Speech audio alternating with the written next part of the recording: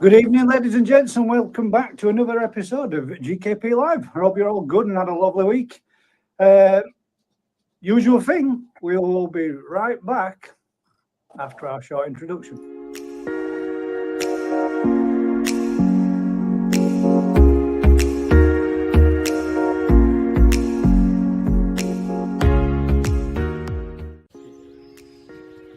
At the back.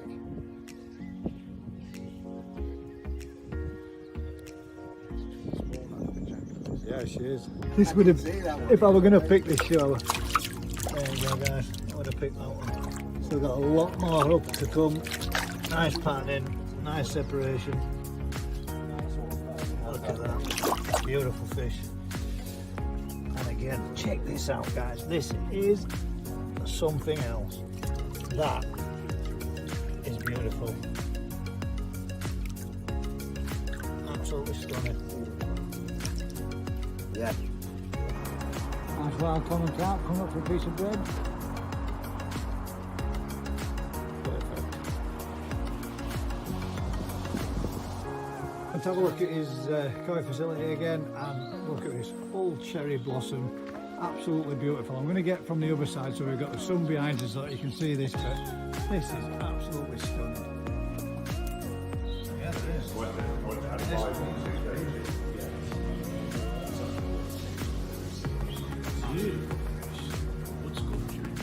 Yeah, it is.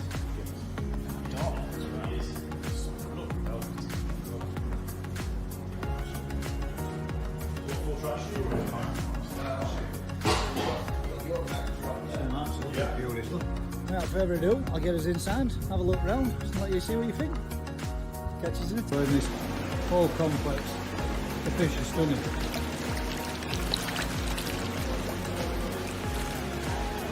Absolutely beautiful.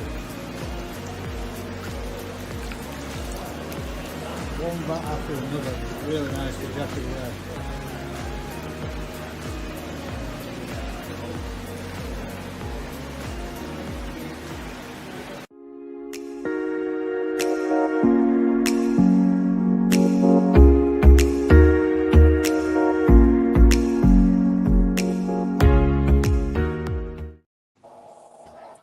Welcome back, everyone. Thanks very much to everybody who's joined us this evening. How are you doing, Daz? How are you doing, Mick? All right, good. How are you doing, everyone? Good week? Yeah, so far. Yeah. So far. Wish I could say the same. Mine hasn't been the very best, but it is what it is. 2023 is giving us a kick up the arse royally and making sure that everything that can go wrong will go wrong. Feeling better at last. I think it's gone. Touch wood. Touch wood. Good. No aches, no pains, no problems. Just got to get through the next test in a couple of more weeks when we've had that one done, and then hunky-dory, hope everything's back to normal. As I feel now, everything feels good. Had a bit of a disaster at the weekend just gone when I'm thankful for a lot of things. I'm being thankful for meeting these guys and being up and sitting and chatting till silly o'clock like we do. My wife always moans at me for, you're always up till all hours doing this, that, and other. But this week, last weekend gone by, it paid dividend. And the reason being is I decided we were going to get up, go into the kitchen about, what would it make? Maybe, I don't know, maybe half one, 2 o'clock. Half one, 2 o'clock time, yeah. Half one, 2 o'clock in the morning. Got a strong smell of plastic in the kitchen. I thought, what's going on there? It stinks. Put my light on. Think, that's not good. I can smell burning plastic. I looked at my central heating boiler because it was burning, and I thought, why is central heating on at half 2 in the morning? Or half one, 2 o'clock in the morning. I thought, it's switched off, but it's on. That's a bit weird. So quickly take the cover off and have a quick look. Load of smoke bellow out. I thought, yeah. Whoa, Jesus. Instantly switched everything off, run outside, turn meter off, turn gas off to find my main loom for the wiring on the actual boiler system itself starting to self-ignite, smoking, sparking, and flames coming out of it. Now, the reason why I say I'm thankful that I know these guys is if I hadn't been talking with these guys, I'd have gone to bed about 11:30 when my wife went to bed, and we'd have all gone boom in the middle of the night. Yeah. So, yeah. Always pays to keep your gas central heating appliances within your property checked up and maintained and regularly inspected. We were well overdue an inspection. It could have really done with one. If we had done, we might have picked up on it, but it was working perfectly fine the day before. But Big lads behind you. he's looking at fish tank. He's spotting his fish and have a look at fish. But yeah. So new gas boilers had to be fit to a sum of God knows how much, and that's been my week. Get over one aches and pains. Nearly up ended up having an extremely large gas explosion in the house. So always pays to double check and make sure that everything's good, and make sure you've got a smoke alarm, because I caught it just before, but at least I tested them and make sure we've checked them in the rest of the house. Always check your fire alarms, public out there. Make sure you press that button at least once every week. Just check it. Mine worked, but fortunately I found it beforehand. It weren't until I opened and removed the covers that it went off. So could have been nasty, but it all turned out to be all right. But that's the main thing. How's your week been, Mick? Better than that one, I hope. Yeah, very good. Very good. How's your fish doing? The one, I know you said you had one that was a little bit vain that you were going to do a bit of treating with. Everything good? Spot on. Like I said, the cargo shearer that had it scratched itself, but I've checked on it. It's like I say, PP dip that again.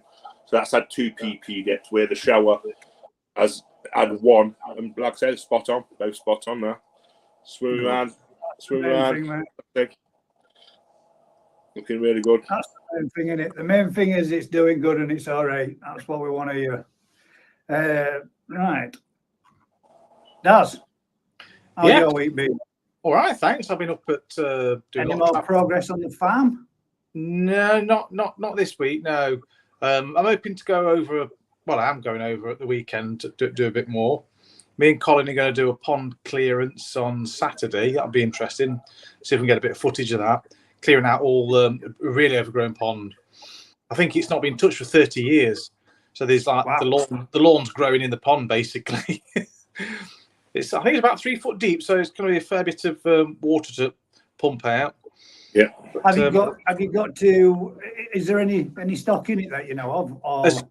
Well, it was stocked originally with goldfish, so there may be some goldfish still in, but it's not had a net on it for about the last 5 years. So I have a feeling the herring will have them all. Probably everything's been cleaned up and picked off. Yeah, I've had a good look the last couple of times I've been there, and I've not seen any fish. But you never know. It could be lurking down in the bottom somewhere. Yeah. Some babies. Yeah, could be a rescue fish. Yeah, could be. Could be the odd little one still in there that's been managing to evade. Yeah, being gold. So what are you going to do? You're going to take a couple of vats with you just in case. Oh yeah, I'll take some big plastic containers and wheelbarrows, all sorts. I'm going to bring in a trailer full of water lilies and God knows what else, reeds and stuff back, because it's chock-a-block full of pond plants. So brilliant. Bit of salvage, yeah. Yeah. Pot some of them up. I have no idea what colour the water lilies are, but I've probably got about 8 or 9 different varieties of my own at the moment. So hopefully they might be different to the ones I've got. Did you not say last season that you'd got some yellow lilies? No, they're a beautiful, like sort of apricot pinky colour. They're like a bicolour, and they're a cactus flowered one. But they're like a cactus dahlia. The flowers are beautiful. Never seen any like them. They really are pretty. So that'd be nice, because I know you were saying you potted up a load, didn't you, and separated a load off out of all them last time. It was nice to see. We'll do a little feature on them, showing how to pot them up and everything, and the other plants as well. I'm just going to be right back. 1 sec. Just going to shut this door. But yeah, I've been all this week. I've been up at Mad Dog's, laying a patio for him. Oh, brilliant! In front of his koi house. So that's looking really nice now. Saw Scraggs up there the other day. He gave me one of his mugs. Bless him. Yeah. Hey, there you go. Start off in mug collection. That's it. How many is that now? 2. yours and Scraggs. Yeah, well, you've got to start somewhere, mate, and it could do with a few more myself. Yeah. I need to actually get some. I need to get some ordered, but God. Yeah, I need to get some as well. Oh, some of the prices, the prices of them now Well, that are they've not gone on any fast. form of an offer or whatever, it's disgusting, man. For Yeah. a cup, for a coffee cup, man, they've gone I through mean, the roof. They are yeah. crazy. Anybody knows Right. anywhere cheaper where you get them from, let me know. Drop me an email, drop me a comment, drop me any text, whatever. If you know us, you've got my details. Can you remind me on Monday to post that book to Ryan? I've already sent you a text message, mate. Yeah, there you go. Right. It's all wrapped up. It's all ready to go. Blame him. My fault, Ryan. I've got it, mate. That's that. I just said to Steph early on. Shit. I forgot to do the book again. I'll do it. I'm sure I won't be all that bothered as long as he gets in there. So I'll drop him a text and let him know, and I will remind you when we've done. I'll drop you a text tomorrow morning and remind you, mate. So then, what we got to discuss? There is a third book, but I can't find it. There's a third one. Yeah. That's his Koi Farm one from Mike. I think it must be upstairs. Oh yeah. Your official cup. And that one as well, Mike. Yeah. Yeah, and that one too. Anything that anybody would like to have a chat about this evening, please feel free to put any suggestions in. This evening, we're going to try a little bit of something different. We haven't got too much to discuss. I think Mick might have something that he wants to talk about. He did mention earlier on yesterday evening when we were talking about, a few bits and bats we want to bring up. But we're going to just have a general chat, natter amongst ourselves with you guys. And if there's anything that you public out there want to ask us, or if anybody wants to come on and join us, you're more than welcome to come in and have a sit and have a natter with us and chew over the fat a little bit and talk all things Koi.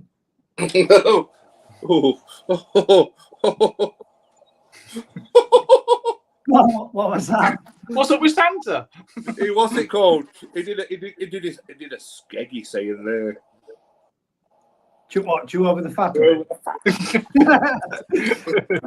Well, let's touch on a few comments and say hello to everybody who's joined us. This apparently Mick were first, but I'm pretty sure there's a comment above there that said there isn't. Me doesn't. The one. And then we've got Koyagi that steps in with first, who's not a crew member, no Lawson. LOL, Koyagi, mate. Hope you're all well, mate. From Mick back to him. Stallion, thank you very much, mate. Again, I appreciate the super chat that you put in last week, mate. That was absolutely fucking brilliant, mate. Blown away by that. Absolutely. And your wife, mate. And your wife as well. Yeah, thank you. That's probably will be one of the first, maybe one of the last, but all the same, I can still say I've officially had one, and you were the first, mate. We've got Twisted Coin. We've got yo, me cupcakes. How you doing, Vince? Jiggs's Mountain View Koi Pond says, howdy all, with his little cowboy man. Evening, Jigs. Martin's Koi Pond and Garden says, evening, guys. Good evening, Martin, and thanks for joining us again this week. Hi, Martin. Got a Martin and Jiggsy from Twisted, Vincent Martin from Jigs, Pink Waving Hand from Martin, Stallion Koyage and Mr. L from Twisted, Budget Pond Keeper, evening all, and Vince. Evening, Budget Pond Keeper. Got a Chris back from Vince. Hell, BPK. Oh, hello, Chris. Hi, MKPG. Bubble and Fins, who says, good evening, everyone. Good evening, Vicky. Evening, Bubble and Fins from Budget. Vicky from Twisted. Alan T says, Daz, can you tell me what Intex Pool 2.6 by 1 by 6? Oh, sorry. 2.6 by 1.6 by 65 holds in litres, as it's quite hard to calculate as the size. It's very hard. I'll tell you what, Alan, I'll go over to the farm and check, because I've got it written on every tank what the litrage is. There we go. Because when you buy them in a box, it's written on the outside of the box, I think. When you throw the packaging away, you've got no way of finding out what the bloody litrage is. So I've written it on in Sharpie on all the outside of the tank. So I'll note down what the size is, and I'll find out what it is, and I'll email you or text you or WhatsApp. I'll get it through to you ASAP for you, mate. I think it's around the 2,800 to 3,000 litre mark. Right. Oh my God. I'm going there tomorrow, so I'll find out Sean tomorrow for you. Morris. Oh, Stallion, Book him. I'm terribly sorry, mate, but thank you very much, Sean. He's Thank just you, stuck Sean. in a super chat for £9.99. My God. Wow. That just proves me wrong. I expected that to be probably one of the first and one of the last, but blown away, mate. Thank you very much. Don't know Thank you what to very say to much, that Sean. one. I never expected anybody to even use any of these, but I have got the opportunity of doing kind of a membership. Now, I don't want to do a membership in the sense of, it's a membership, but I believe if you make the membership quite a small amount, it gives the members different perks which they can use and different little emojis and stuff like that. If anybody's interested or anybody thinks that would be a good idea or something that you'd like me to do, because at the end of the day, I'm not really doing it for myself. I would like to, at one point or at some point in the very near future, perhaps maybe do it so that we can have, for the members that would get a pre-release video before everybody else, that kind of thing. But if it's something anybody interested, if you want to get yourself some extra emojis and all that kind of thing, so you can stand out from, well, like that, as the where Sean Morris has just stood out there with a $9.99. Thank you very much, mate. That is really appreciated.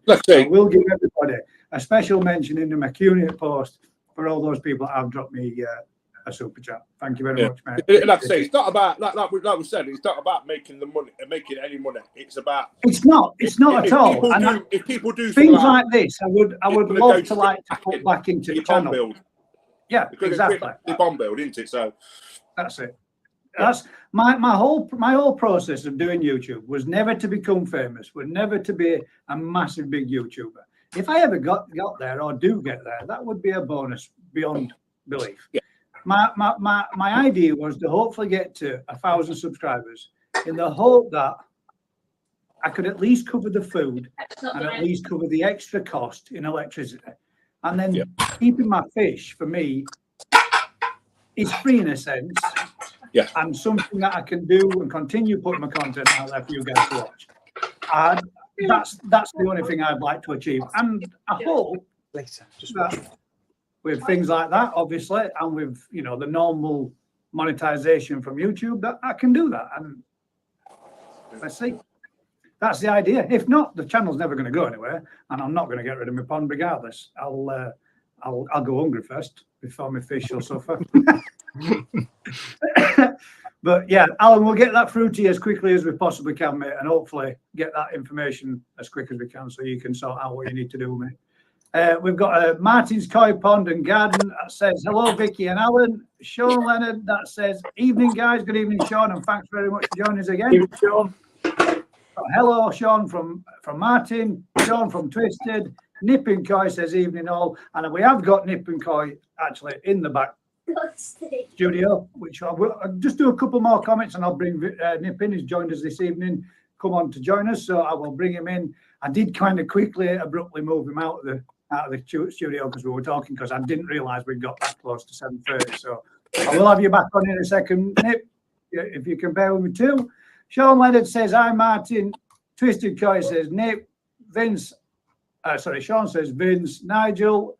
Bubble and Finn says, hi, Twisted and Martin's Koi.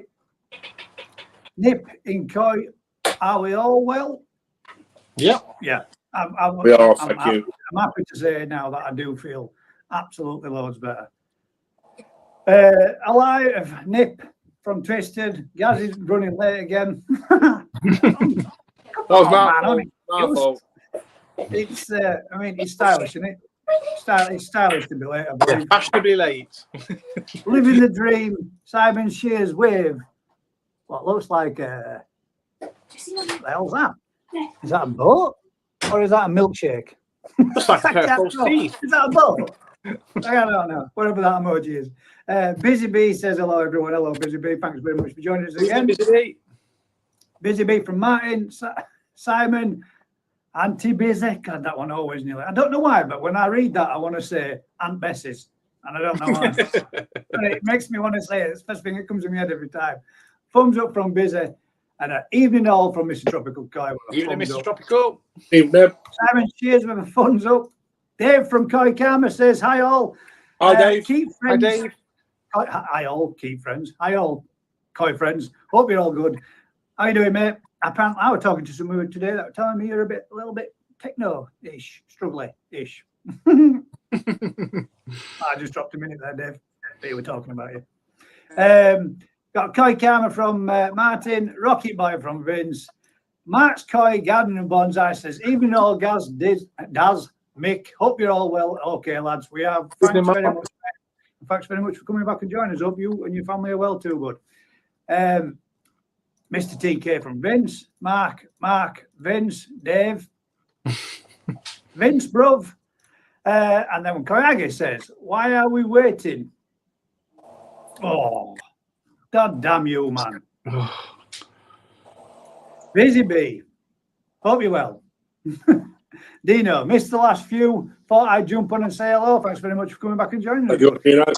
Evening, Dino. Yoshikoi says late. Or did you misspell latte? Evening, Dino. Paul.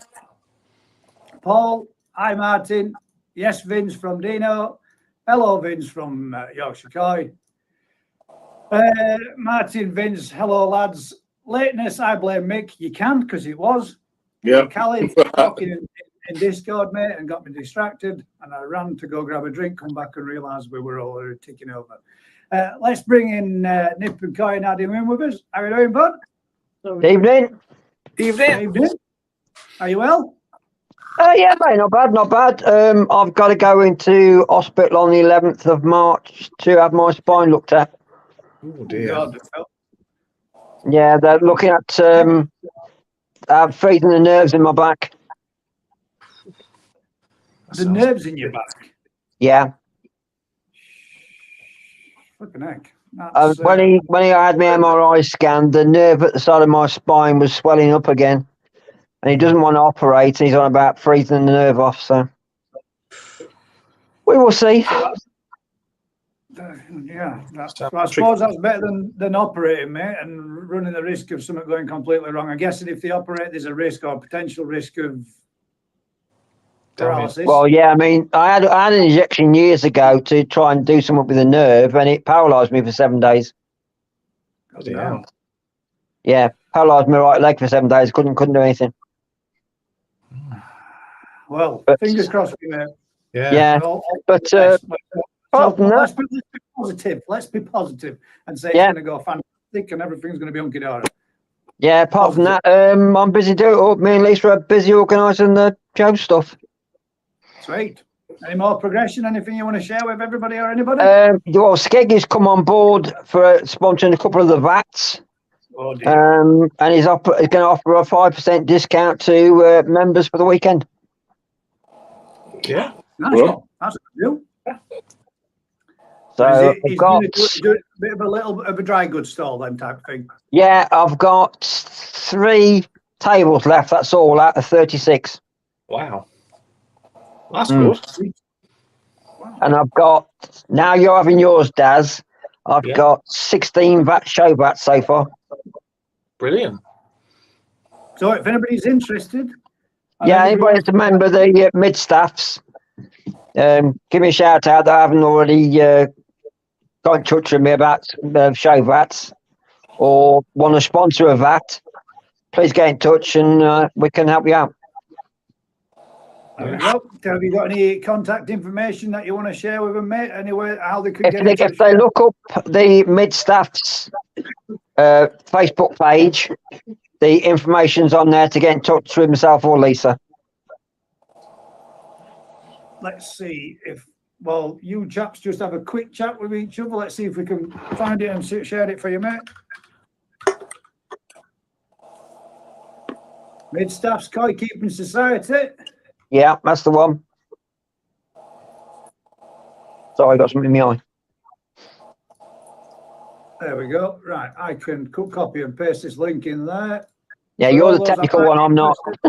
There you go. For all those who might be interested, there is the Facebook link to the Mid-Staffs Koi Keeping Society for anybody that might want to partake. There you go, mate.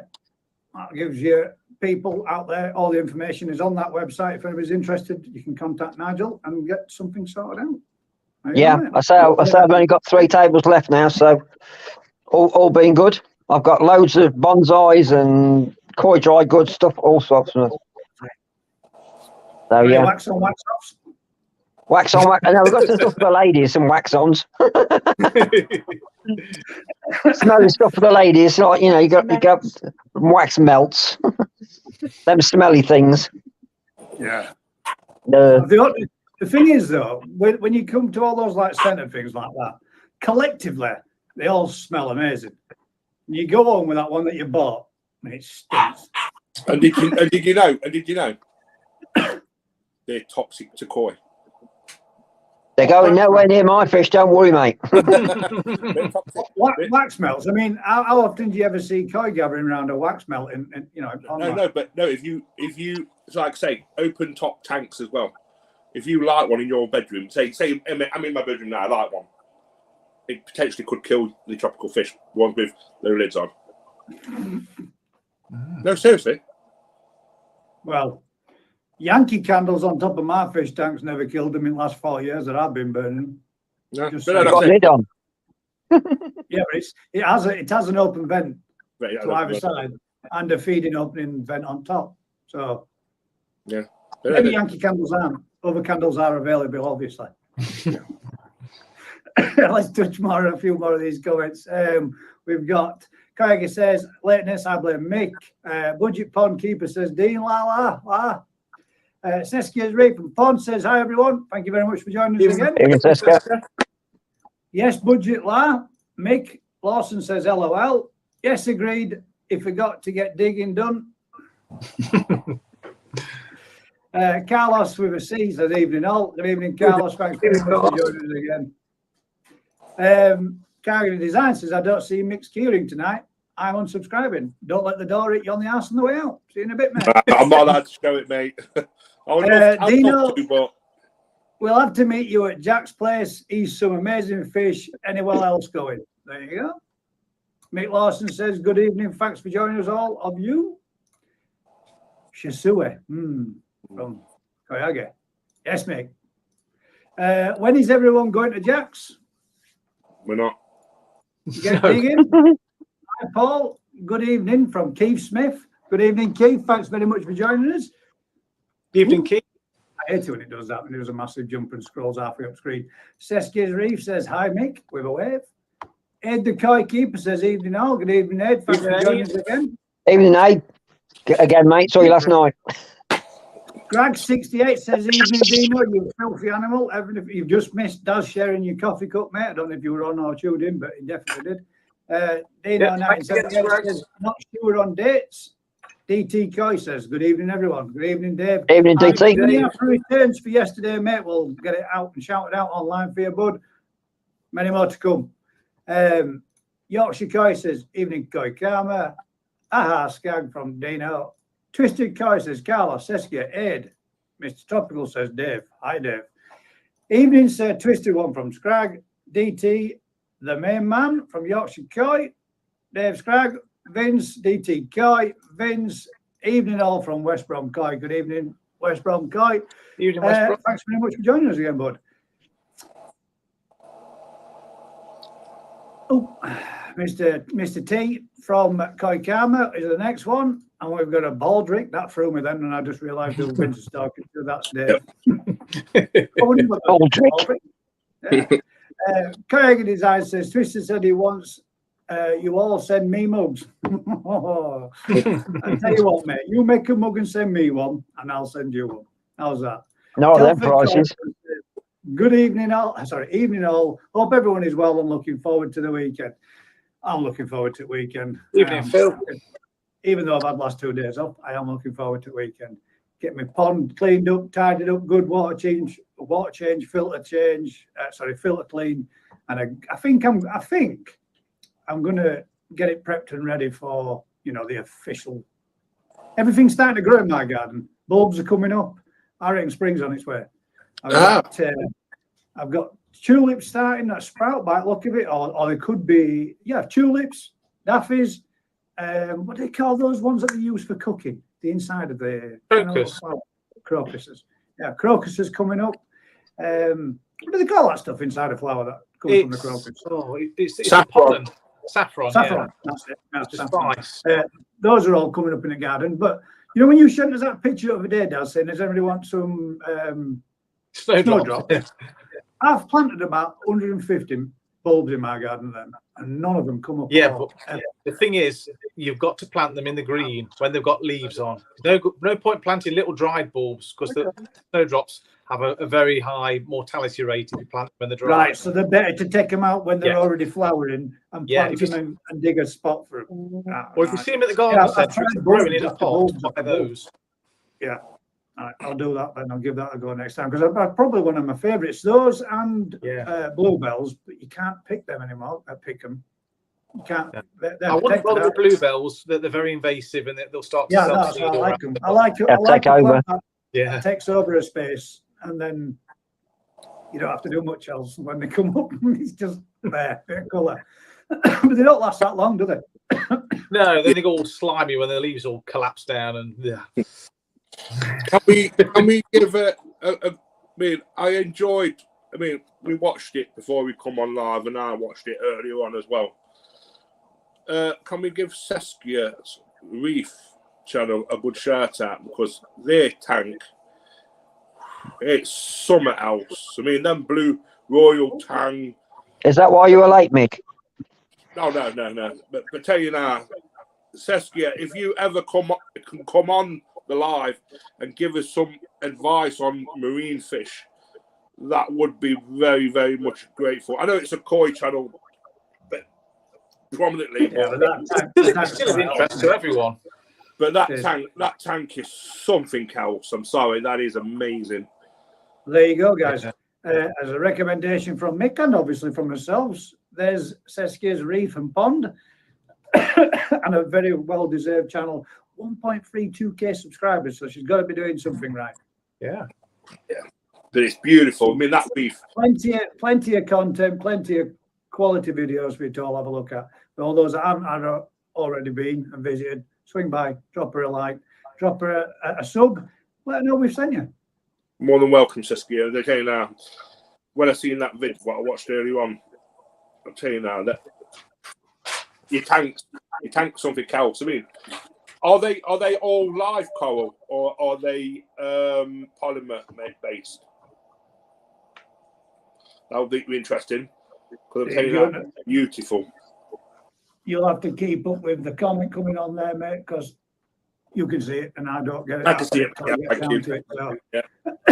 We've got, how far do we get? We got a Pete from Twisted. Dino says, Daz's Koi Farms, Boss Matt. Cheers, bud. Loves Boss Matt. Oh, Boss Mate, I'm going to guess that's going to be. Lisa Leach says, evening all with a thumbs up. We've got Scrag says, evening Phil. Vince from West Brom. DT Koi says, hope the GKP are all good. We certainly are, mate. We are, Thank you mate. very much. That's I think that's code to Mrs. in background there, Lisa. Make him a cuppa. Twisted Koi says, Phil, Mick does. I still see Mick's Mohican. Yeah, he's rocking it. Oh, it don't go, mate. That's got to be super glued in place, Mick. Surely. It has. Talking of Kofi, do you see that mug at Mad Dogs? That you got. Mad Dog bought Kofi out a mug. 2.5 litres it holds. It's like a bucket with a handle. Wow. It's like a bucket with a handle. Is that for his cups of tea because he likes a good cup of Yeah. tea? Yeah. Keep you busy, mate. Keep you drinking. Yes. And then he bought a massive big box of broken biscuits out. There's like hysterics. Saskia's just got back to us. They're all live coral. Wow. All live. Oh, yeah. Sweet. Wow. And there we go. You've got a couple of more new subs there as well. You've got a sub from Koi Central. There we go. Sweet. We've got Paul Max says, evening, guys, Daz, Mick and everyone. Thank you very much for joining us. Paul, hope you're good, Paul. mate. Evening, Paul. Koi Camera says, hi, Pete. Red Koi, Darcy. Evening, everyone. With a okay. Evening. Evening. That's a new one as well. Yeah, it is. Well, seeing as though Yeah, what we not like seen to that do- one before. No, I haven't either. What we like to do is if we can, let me see if we can find that. There it is. Go to your channel. Whenever it's new and oh, there we go. as of yet, we don't have any content on, but I'm guessing, hopefully, fingers crossed, in the very near future, he may very well be banging some content out there for us all to have a look at. So let's hope he does. And there's a link for Reg's Coy Dorset. Let's see if we get some, and I reckon that's Reginald Tompkinson, 2005. Thanks for joining us, mate. Yep. A little bit of a shout out for your channel there, mate, for the future, and hopefully you get some content stuck out there for everybody to have a look at. Doggy dog's in the house. Mad Dog, how are we? Evening, Mad Dog. West Brom, says Dave. Budget Pond says definitely up for a visit to Jack's. Scrag68 says Koi Karma. Koi Karma says hi, Scrag. Koyage Design says they are thankful when you leave, Gaz. They are thankful. You know what? There's some of I'll get you with this one, man. Some of my subscribers make me smile. Some when they enter, otherwise when they leave. Koyage Design says Craig. John Cope says evening, everyone. Good evening, John. Thanks for joining us. Benjamin Gary says evening, guys. Evening, Gary. Says, boo. Koyage says, Daz, how are my Shisue and Sankey you're looking after for me? Doing fine. Yeah. Very good. I nested one out the other day. Yeah. No problem.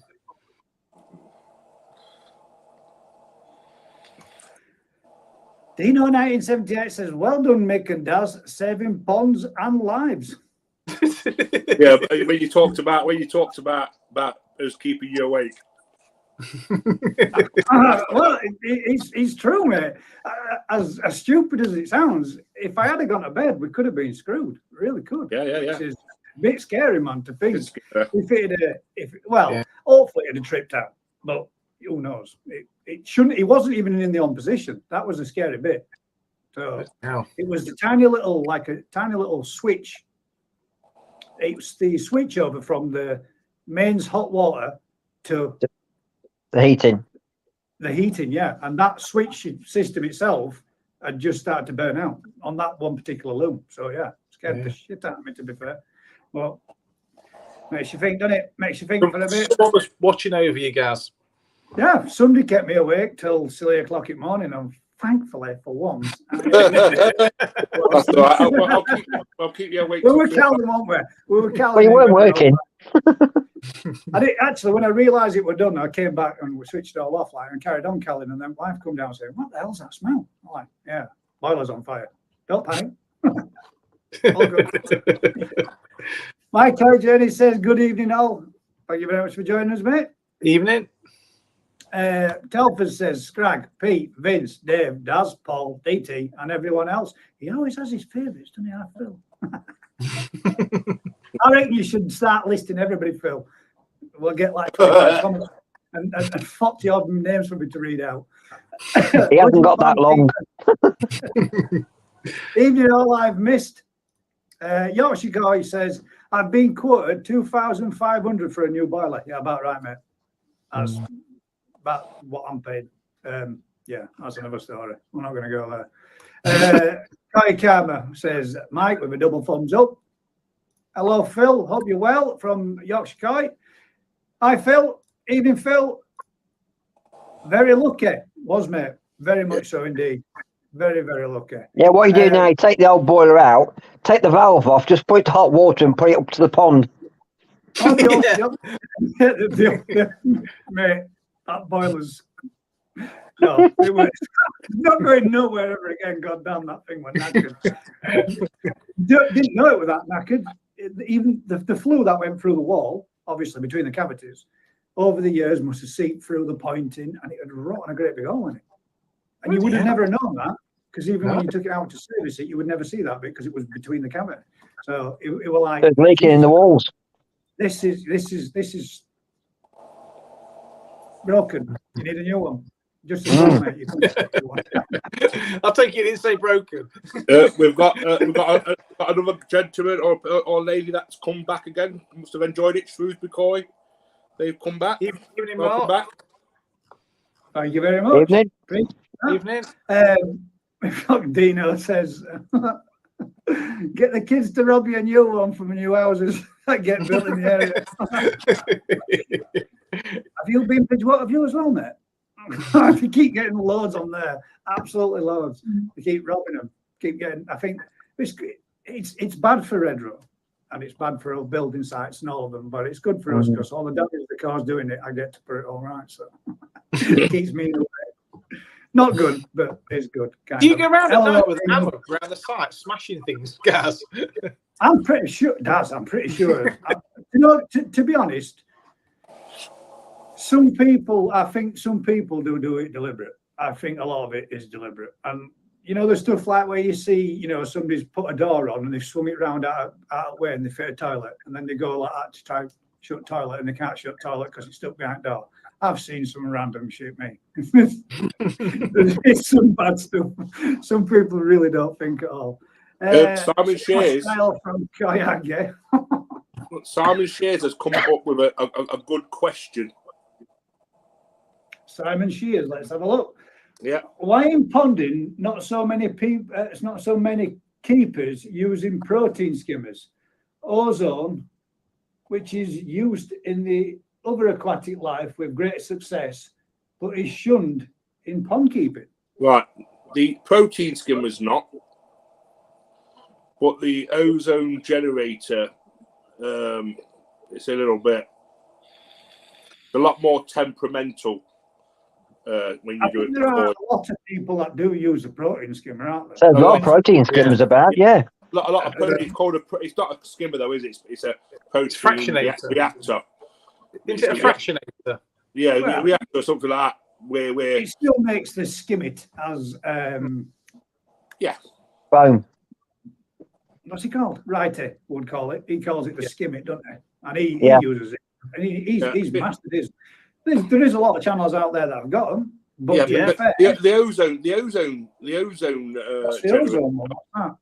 I've heard of it, but I believe it can be quite detrimental if you get it wrong. It's like you're merely messing about with the water parameters. Yeah, you really are messing about with it. Yeah. It used to be a big thing. It used to be a big thing probably 10, 15 years ago, the ozone generator, before they turned to RO. I don't know not about either much really. I know the behind the other one, but like I say, Skeggs and Vince might. When you're feeding, you tend to need it, don't you? If you're feeding a lot, you do get a lot of proteins on your water, so you do need to move them. A lot of people do use them for that process, but yeah, it's a relatively simple system, isn't it? Just put foam away in your pond, though. That works just as well, doesn't it? Yeah. Here you go. We've just got from Cassia's. I'm old. I use a protein skim on my reef tank, which I knew that, and then ozone is more beneficial for plants. Planted aquariums. Yeah. That's why koi skimmers are meant to be used in conjunction with which the ozone have many properties, but ozone is regulated and timed with precision, which is impossible to cause deterioration. Oh, right. There we are. Right, I'm guessing we've got some of these coming in as questions. And I'll do from Carlos. Evening, Carlos. How do people all is well? Sorry, Dino says, I think that's a joke. That's how everyone in our street got them. From Dino. Bet someone stole her off you at Koyagi. There we go. There's your evening all personal conversation. Simon S says, evening all. Good evening, Simon. Thanks very much for joining us. Mark Baker says, evening all. Good evening, Mark. Evening, Mark. No. Copy says, woo everyone. And about anyway. Hey, one man needs copper. What is wrong with that tune? That tune is belting. Gets your toe tapping, mate. I think you need to broaden your horizons. You'll know what I'm talking about. Hi, Graham from Koikama. Daz is in the mug club. Copy with a thumbs up. I've got 5, says Koyagi. What, 5 of yours or 5 mugs? Copy, need more to beat Vince. Gaffer, Copy, love a good mug. LOL. There we go. Yeah. somebody else that would like another collection. We've got a hi guys from Corsi Koi. There you go. That's another new one. Yeah.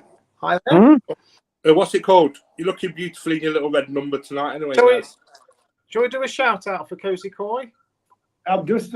That's exactly what I'm going to do, mate. Oh, damn it! I missed it. Where did it go? Corsi Koi. Let's go to your channel.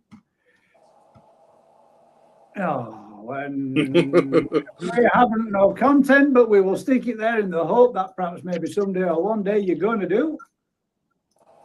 We shall stick that in. I'm going to make all these blank channels so many subscribers that they're going to have to put the content out. So there you go. There's Corsi Koi's channel there. Hopefully, fingers crossed. We'll start putting out some content for us to have a look at. Aquatic Nest says, hi guys, thank you very much for joining. And we will be joining you again tomorrow evening. It was very interesting. And we were looking at what was it called, that fish? What was it called again? It's called a pickerel. Pickerel. Yeah, that's cool, that fish. I like that. That was cool. That was pretty good. That was nice. It was good to watch it. He didn't like the other one nicking his food though, did he? It went straight to you're about the sunfish. You're about the sunfish. Yeah. That's cool. It was really interesting to see. You all jump from one lot's channels to another. You only do a short little hour stint or so each yourself, and then we went on to the next one, and to the next one, and to the next one, and got to catch up with everybody. It was pretty good. It was nice. It was nice. Actually, that was the night that we stayed up stupid late, wasn't it? It was, mate.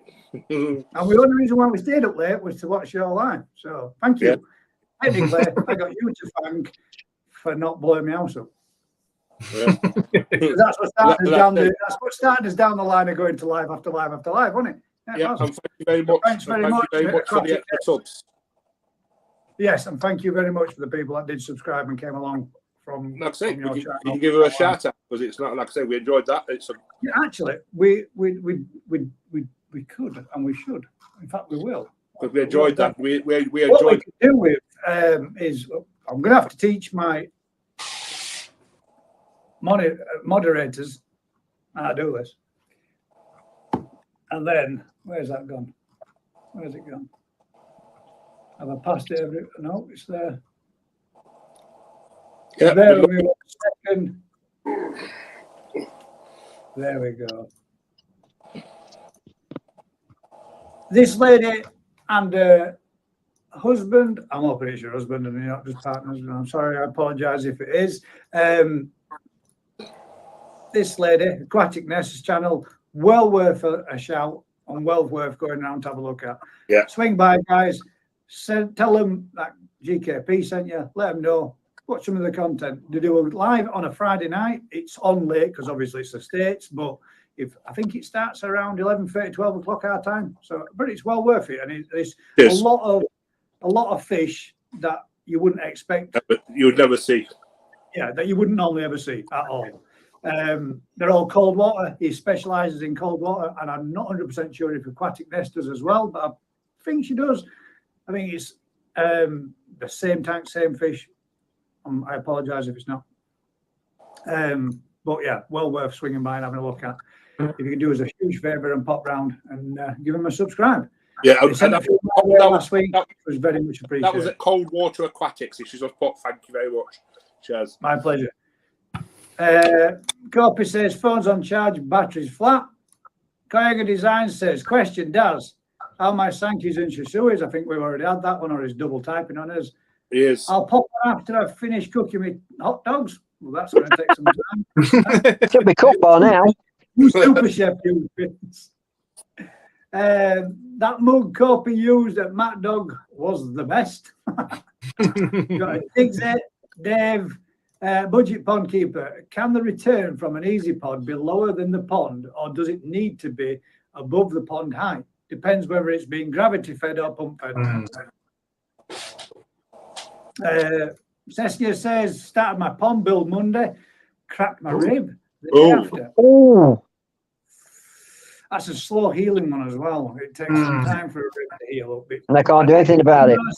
Every time you breathe in, you get that constant reminder, like, when you deep breath and you think, oh, yes, son of a. Yeah, when you breathe in, it goes crack, and you breathe out, it goes crack. Yes. Yeah, it does, and it can take like 3 months.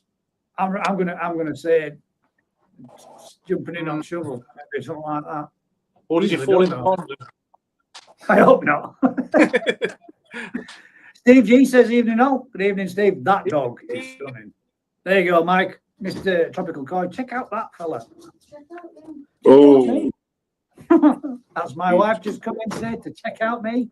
Why don't you? Subscribe while you're there. Do us a favour, ring that bell and nick that thumb up as well while you're doing it. There you go. Look at this, Marie. Check this out from Sean Morris. Look at that. A super chat. £9.99. That's how entertained Mr. Sean Morris is with our channel. That he's just given me £9.99. How nice is that? That's absolutely awesome. Thanks again, Sean. thanks very much. Never tell your wife about things like that because they'll spend it. Yeah, well. Did you? I I know mine would. Get them the tripod fund, Daz. Yeah, Dino says above pond won't raise up. Take it easy, Saskia. Yeah, definitely. Rest up. Don't overdo it, and don't doing yourself any more harm. We're gonna cheers from Budget Pond. As I found out when I got mine, Dino says. Jack's selling with media at $250. There you go. Have to have a few days off. Yeah, I think you'll find it'll be a few months before it gets 100%. Yeah, it takes time. Yeah. Alan T says we'll try to email Gas again. Would you like me to copy and paste it in for you? If you want, I can do. In fact, what I will do, I'll go to my channel, I'll get you the email, and all you'll need to do is just write it down exactly as it is, mate. Then you've got it. And if we ever do get in touch, Alan, what I will do then is we'll switch numbers, mate. We'll make life a lot easier. You can just drop us a text then. But there's the email address. If anybody else wants to send an email, any questions, any topics they'd like to discuss or talk in the future, or come on and join us, or be a part of the growing show and everything else that we've got going on for this next up and coming weeks, months, and season, feel free to tip you. There they go. There's the email. DT Kai says, Daz, I sent Gary a picture. Oh, he did, yes. He's got some ball valves if you're interested, mate. I think they were 1.5 inch or 2 inch ball valves. Yeah, if you need them. Yeah, You were the only person I could think of that's definitely going to be doing something with ponds over the next couple of weeks, and you might be of some use, mate. So, in fact, I've just got a new filter, new multi-bay that'll work quite nice on. there you go, yeah. There you go, Dave. Nice one. Found a home for you, mate. Thanks, Dave. Cozy Koi says 65 watching, only 15 thumbs up. Thank you very much. Yeah, I mean, the thumbs up purely does nothing more than, helps the algorithm and helps spread the channel out to a wider audience. More people enjoy it, more people come. The more we grow, the more we do. Kushti Koi says, hi all, with a thumbs up. How are you doing, Kushti? Hope you're well, mate. Sean Morris says, well worth it, lads. Thanks for the entertainment every Thursday night. Yes, hope you're all okay. Thank you very much, Sean. You're a star, mate. Thanks, Sean. Appreciate that. Koi Central says, hi, Gaz, Daz, Mick. Hi, chat. Good to see you back, mate. It is, mate. Isn't it? thank you. Kushti, Twisted, Matt, KC, Simon S. As the chap in the middle got a Koi channel. Now then, how do we work that one out? Chap in the middle. That must Winner be it. square. That might have been Mick. No, there's Nip's got a channel. I've obviously got a channel. Mick hasn't, and Daz hasn't. But me doing what I'm doing. Go on. They do stuff on my channel, mate. And the idea of me getting them to do what they're doing is to get them hooked, so they get the bug, so they start doing a channel. So we can. Never. Mick could do one on getting rid of fish. I'm trying. I'm trying. I thought if I keep letting them do a little bit, recording videos. I bet you've been working hard. Yeah, Mick can do one on board of that Koi time it went. Sorry, Google just decided we're going to talk. No, I'm not. What's it called? I'm not allowed to get rid of new Koi. What? To be honest, Gaz, I've quite enjoyed doing a bit of filming. I know you have. You were buzzing overnight when what Daz has been doing. Daz has been filming them all. We've been. Well, it was Sunday. What is Sunday night? It was Saturday night, wasn't it? Saturday night we put that last little one together. And we were sat there and we were putting a little bit of soundtrack to it, and we all just mess about and do it together. And Daz fair enjoyed it. And then when we got finished, we're like, right, thanks guys, I'm off to bed. Poof, boom, gone. Like Daz is the fastest person in the West to leave a Discord chat. It's like if you miss it and you don't hear him saying "I'm gone," you think, "Where did Daz go?" Come on, see you, bye. How did you cut the gutter in, Daz? Did I cut it? Did you say? Yeah, how did you cut the pipe and clip on the top? Ran it over a table saw. But to be honest, you could do it just as easy with a jigsaw with a fine, like blade for cutting metal with fine teeth. That would be as well, because there's enough depth. Sorry, I thought it were a new thing, but it's not, is it? I don't know. It's somewhere else in your garden, isn't it? The same profile, the same. You've done it once before, haven't you? Yeah, for fence capping. Cap. Yeah. Right outside the polytunnel. It weren't till I watched one of your videos of a day and I thought, he's got it on there too. And I going to ask you, is that new or is that old? And I realised the video's a real old one, so it has to be an old one. I've seen people put guttering on top of fence panels to stop cats on them because they slide. Yeah, my dad's idea originally. My dad did all those on outside the tunnel, and that was to stop the cats and the pigeons. This is a nice one here. So Simon, no, they don't. But I'm trying, mate. I'm trying. But Nip does. Nip does have a channel. Maybe one day. If you Google nipping coin, excuse me. In fact, we've got you on here. Yeah, I've got to put some more content up. I've been ill and that, and I've not been doing much at the minute. And I lost my big chagoy. I'm gutted. Oh. 70 cm. You sent me that message of the day. I didn't know what to say, bud, because I knew that were a nice fish and it one that you'd showed, and I was like, "What do I say?" Yeah, me show fish. Turn around and say, "Never mind," or "I'm sorry for it," because no, what you say puts that right, does it? I didn't. No, I was on a bit of a downer that day. Yeah. Was it Dropsy it got? Yeah. Well, Dropsy finished it off in the end, which is normally the end. Of, it's kidney failure, isn't it? Which causes Dropsy a bit. Yeah. But if I mean, like I said, I don't know if it might, but I'm sure Dropsy is a secondary infection, isn't it? Yeah. Normally when it gets to that stage, when the Dropsy starts to show, the damage is normally already done in it. So they say. But yeah, hopefully, Simon. He had posted a comment, but I can't go that far back up. No, I'll have to Google it for you. Oh no, I've got it here. I'm a subscriber. I can just go to my list and I shall put it up, and you can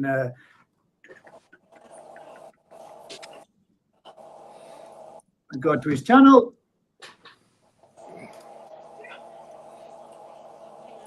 Post it in there. There you go. There's Nip's channel for anybody that's interested who would like to swing by, help him out, help him grow his channel as well a little bit. Let him know. We send you, not like you. Yeah, I should be putting some of the show stuff on there when we start setting up on that. I'll be putting more the show starts up, how it starts from nothing and finishes up on a weekend ready for the show, Lord.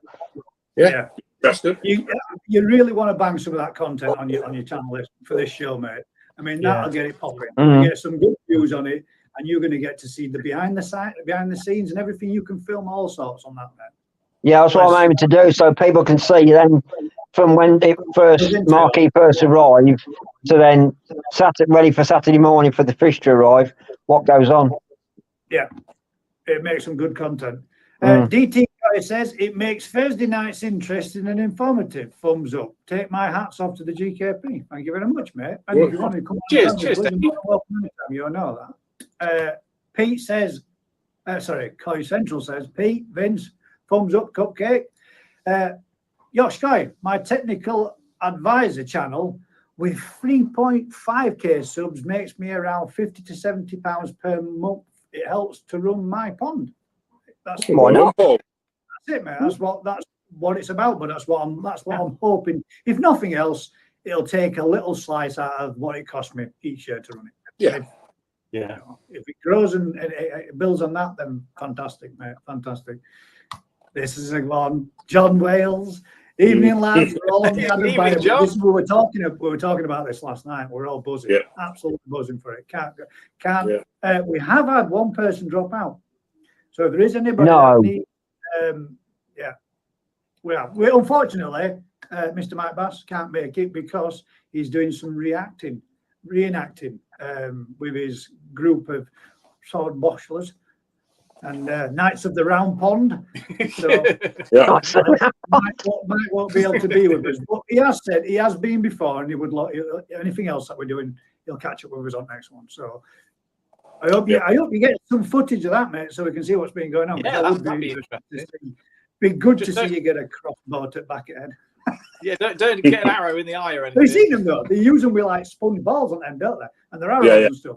They fire them, but they actually fire them at them with like a sponge ball that just into armor and stuff. Be cool to watch. We've got a hee. Sorry, guys. I'm only joking, mate. I'm only messing with you. Saying, can't wait for the Grown Show. Me neither, mate. Anybody that is interested in the Grown Show, that is something that will be coming up. Not this weekend, next weekend. 26. Let's touch on it. I've got it still wrote down on here somewhere, I think. At present, I think we've got about 25 people interested. Oh, brilliant. I did have it wrote down somewhere, like a clown. It's the 27th, isn't it, Gaz? 26. 26th. Sunday the 26th. It's the last Sunday in this month. Yeah, I can't make it. I'm racing me Clio. No. I mean, racing a Clio. Papa, Nicole. If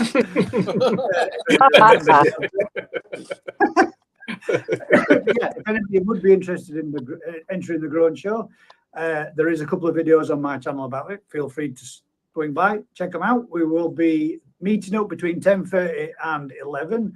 We have an 80 cm pan net for first prize and a few other bits that we're going to be putting with that to that as well. And we're going to do the Grown Show of case shower.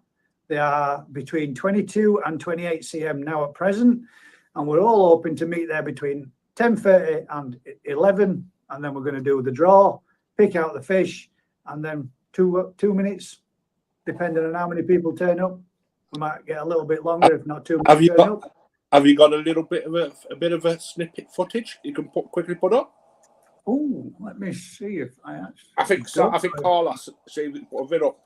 So, like I said, if that's what I don't know if that's what Carlos is talking about, but I have got. I don't think I've got footage of it. Or a picture. Let me see. 1 second. Video projects.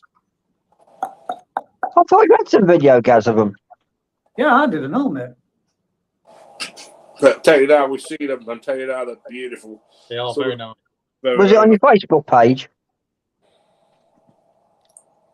And there's plenty of them as well to pick from. Yeah. Well, we've got. I can show you a photo. Share screen.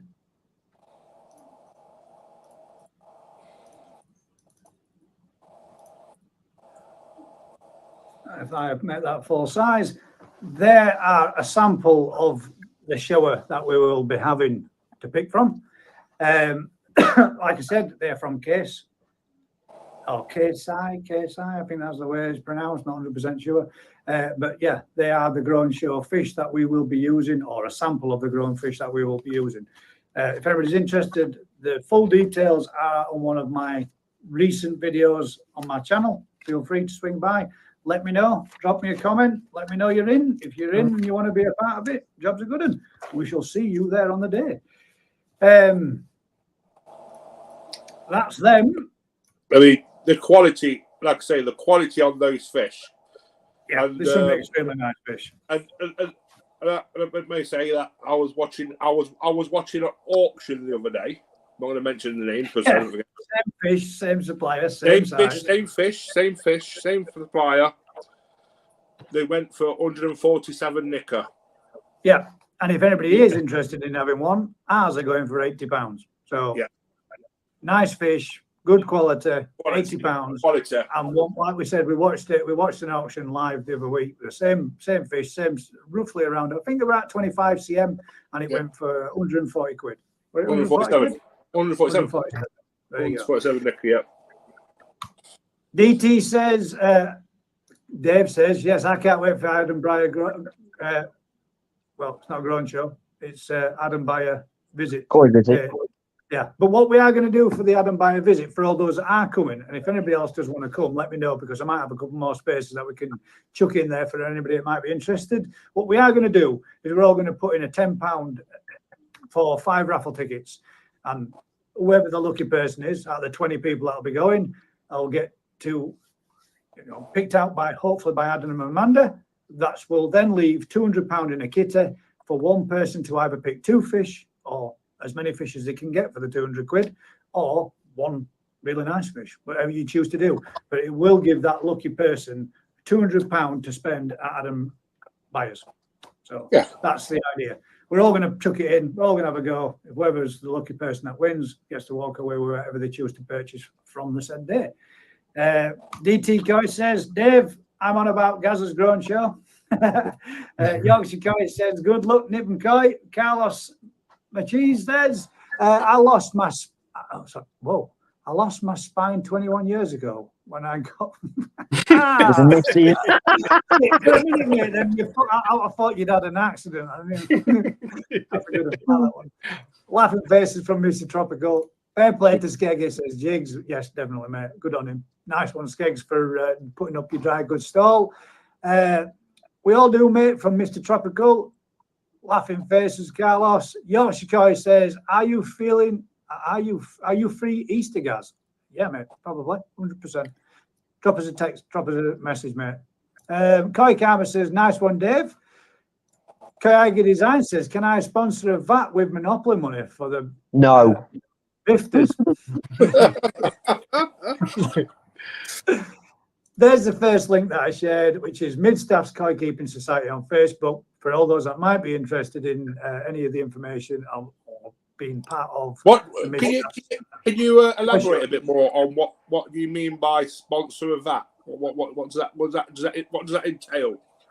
Sponsoring of that, you have an A4, I think it's size paste with your details on it saying you're sponsoring that VAT.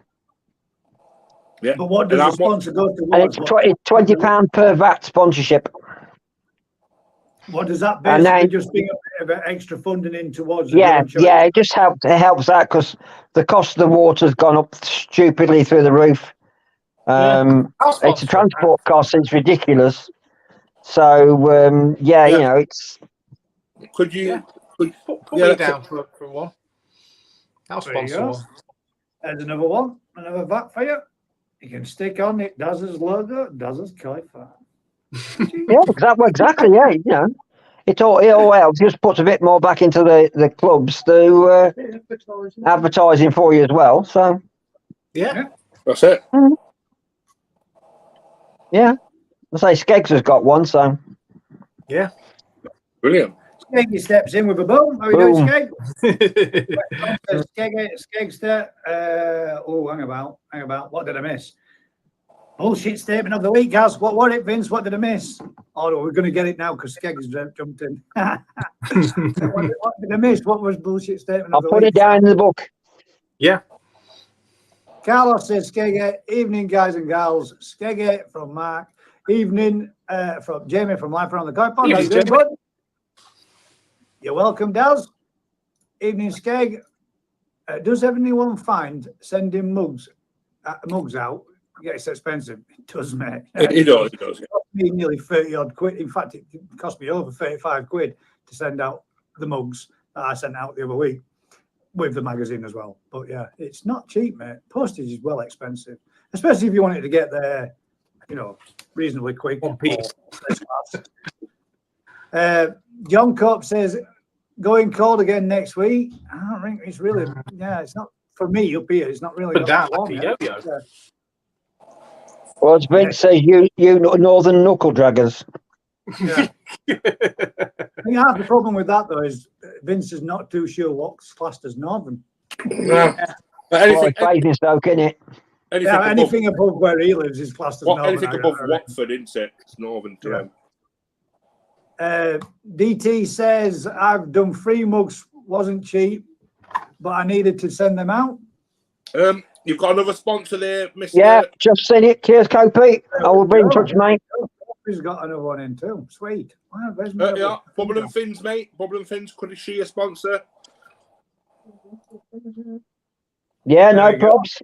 The ship's coming up fast and thin now. I'll take my 10% commission at the end of it. Fast and thin. Bubble and Fin, Vicky. Yeah, Vicky. Yeah, nice one, Vicky. There you go. Kayak Design says, yeah, it probably does Yorkshire Kayak, but those making them get the rewards subscribers. Yeah, I suppose it. My daffodils are starting to come up as well. Yeah, I know. He says, all right, all. Storm or 2 overnight. What's it called? Yeah, it is, yeah. Oh, is that what we're supposed to be getting? Tail end of that? Yes, yeah. Mr. Tropical Coin just sent me on a private message, Nick. Do you what's it? Mr. Tropical Coin just messaged me privately.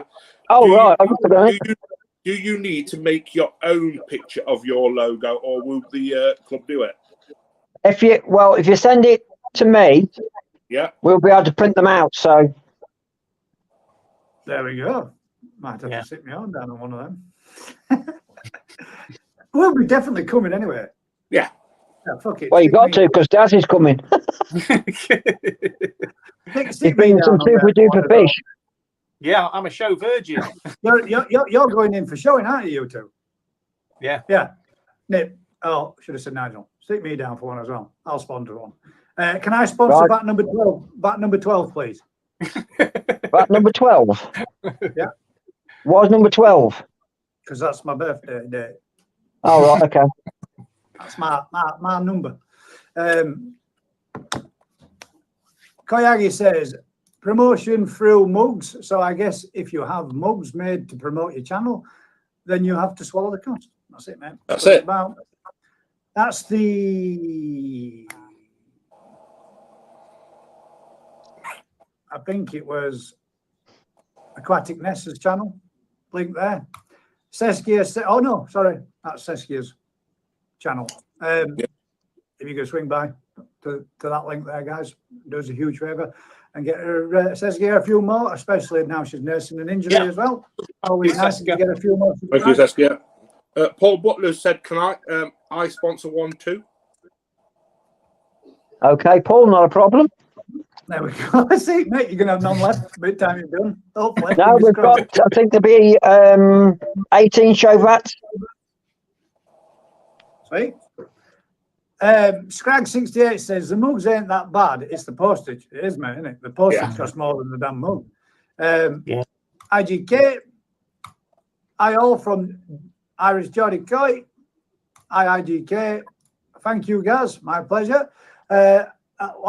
At least the above is my opinion. I reckon you're probably right, though, to be fair. If you've got your cup on somebody else's channel and another subscriber's putting out content and people see your channel, then hopefully they're going to... He's exactly right, yeah.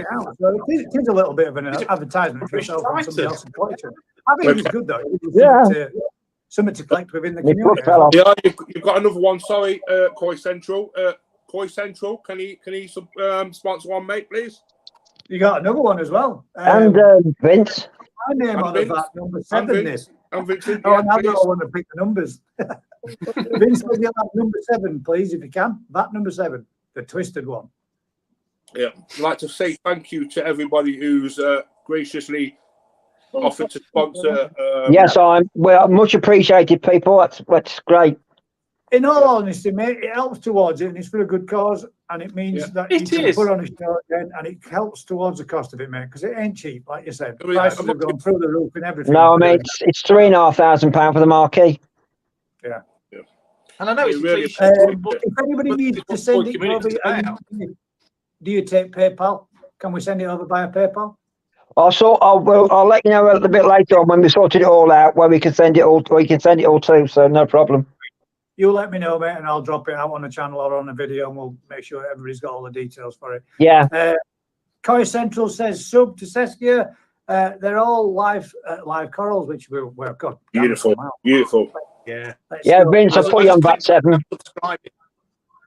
And there was some beautiful fish there, Seska. Yeah. Oh, sorry, I just got another message come through then private on my phone. We've got Mad Dog. I'm going to skip through a few so we can try and catch up with a couple. Mad Dog says, "Hi all, good evening." Hi, Mad Dog. Evening, bud. As well, mate. Dino says, "What are your thoughts on butterfly koi?" Right, serious topic. God damn it! Me and Daz love them. These two hate them. There you go. Yeah. Well, I don't hate them. I don't hate them. A real nice Lisa likes them. Yeah. A good quality butterfly koi is very nice. They have to be. They have to be very high end quality. Exactly. Yeah. There's a lot of mutts out there, but oh, here we go. We've got another one to join us, Mr. There we go, Mr. Fucking butterfly koi. Dino, you need your fucking head red. you can guarantee that. It is his lump spelt, Vince. Sorry, Dino. Vince don't like him, mate. What do you think to him, Dean? What was that? What was the bullshit statement of the week about, Vince? Yeah, what was the bullshit statement of the week? Oh, fuck me. You're going to rewind now. It was something Mick was saying right near the start. Oh, he always comes out about the ozone. DT, you've got till September, mate. There's a message there for you, Vince. Gaz, tell Vince his recent content is fantastic. Thank you. There you go. I am going to skip through a few. I would. Tell you what, though, guys, those concrete tanks are looking nice black and grey, aren't they? Yeah, they look sweet, don't they? They do look good, don't they? For something as simple as they are, they come out. Yeah, they come out pretty damn good. Yeah, that's does.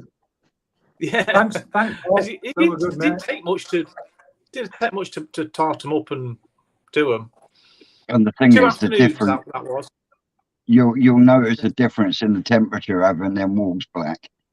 Yeah, that was a good call. That was, Vince, because I was going to do it the other way around, doing light grey on the big panels, but no, you're spot on with that.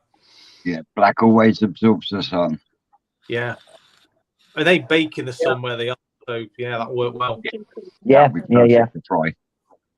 Here we are now. Then we've got a slightly larger panel. Life around the koi pond says, question: when growing koi, what makes koi grow the quickest? Warm temperatures of the pond or high protein foods?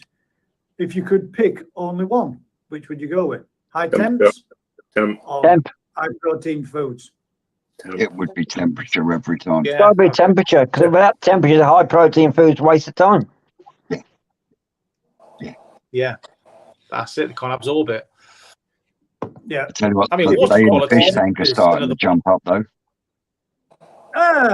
Come on. Where's it gone? Where's it gone? The lemon harawaki. It disappeared the weekend.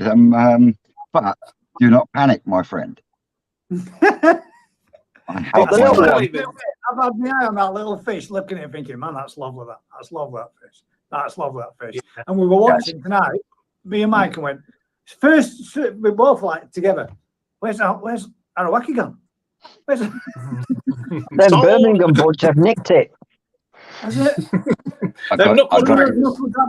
Dragging Nova has slipped out of the bag of fish and you never noticed. I tell you what, if it wasn't fucking nailed down, they tried fucking having it. I see one of them try and nick a whole tray of sandwiches. Yeah, I know. It was. I tell you what, though, it was an absolutely awesome day.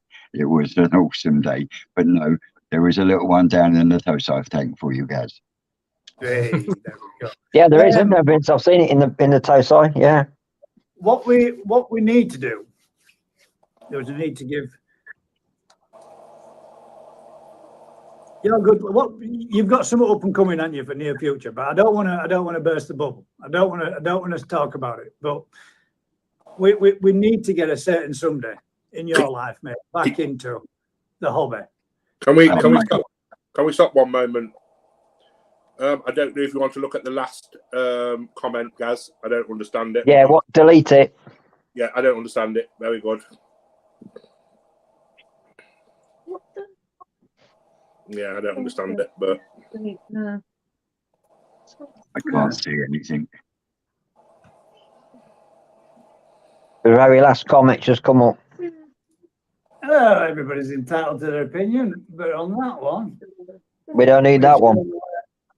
ta-ta Oh, look, for it's now. gone. yeah, I didn't understand what it was on about. But Some people have got no better to do with their life than talk shit. As we've always said, there is a prick in every rose bush, and we just found Oh, that yes. out. What the hell that was? Got on the nose. But, all right, let's see. We did have a couple more other people that were sticking in a few questions, and there's some all the comments that are coming in now that's talking backwards and forwards to each other. Shrewsbury Coy says we'll have some content out soon. Did we drop a link? Yeah, we did, yeah. Have I already put it on? Yeah. I think so. If I haven't, let me know. And if I didn't already, let me know, because it doesn't say who they are when you look back at the links again. Only the best YouTubers send me mugs, don't they, Copy? LOL. Dino says I have one mug. Yeah, One's better you're than one, roughly mate, mug. but it's collecting somewhere. And Mason is number one. Yes. Yeah, I've Paul, only got one mug. make me a cuppa. Is that another hint to the wife? That's the second cuppa. Is what? No, it like. I'm full. I'll tell you what, that Kopi can I fucking drink some tea. Jesus. Honestly. How many brews did you have while you were there? I mean, it got to the point where I just said, you know where the kitchen is, help me fucking You self. know where Kel is? I just say it. Thing. To be fair though, if you made him a cup of Yorkshire tea, you'd only want one every hour. Oh, yeah. Oh, here we go. Here we go, yeah. Yeah. I'm definitely going to invest in a tea urn before the next one, that's for sure. Yeah. Glad you all enjoyed the stream by Coldwater Aquatics. We did, very much so. Yes. We're cool to see. It's cool to see the different types of coldwater fish that you guys have got up there. But it did There's look so just many like, different varieties. yeah, there is, mate, isn't there? Absolutely Yeah. tons. But they It's all also seem- nice to see how they do it on the other side of the pond as well. Yeah. Yeah, they all seem, a lot of them are predatory fish, though, aren't they? You know They what I mean? are. A lot Yeah, of they're them mad fish to over their there are predator predatory. fish over there. Pumpkin seeds. Yeah. Yeah, they got beautiful fish. Yeah. Yeah, lots I of see. gar type thing, haven't they? Yeah, yeah. That's what that one kind of reminded me of, a little bit like a gar. Like a pike, yeah. Yeah. We don't talk football on this channel, people. Is what? They're talking football in the chat. We don't do football. Oh, no. We've got a question from a new person, Dave Thompson. What's the best wheat germ, sinking or floating? None. Neither. Yeah, none, because it just makes you fish shit like crazy. Just a nice balanced food. Absolutely fine for the winter. Takazumi Vital for me. Yeah, I'm on sake at the moment. Oh, here we go. Cheeky coy. Hi, guys.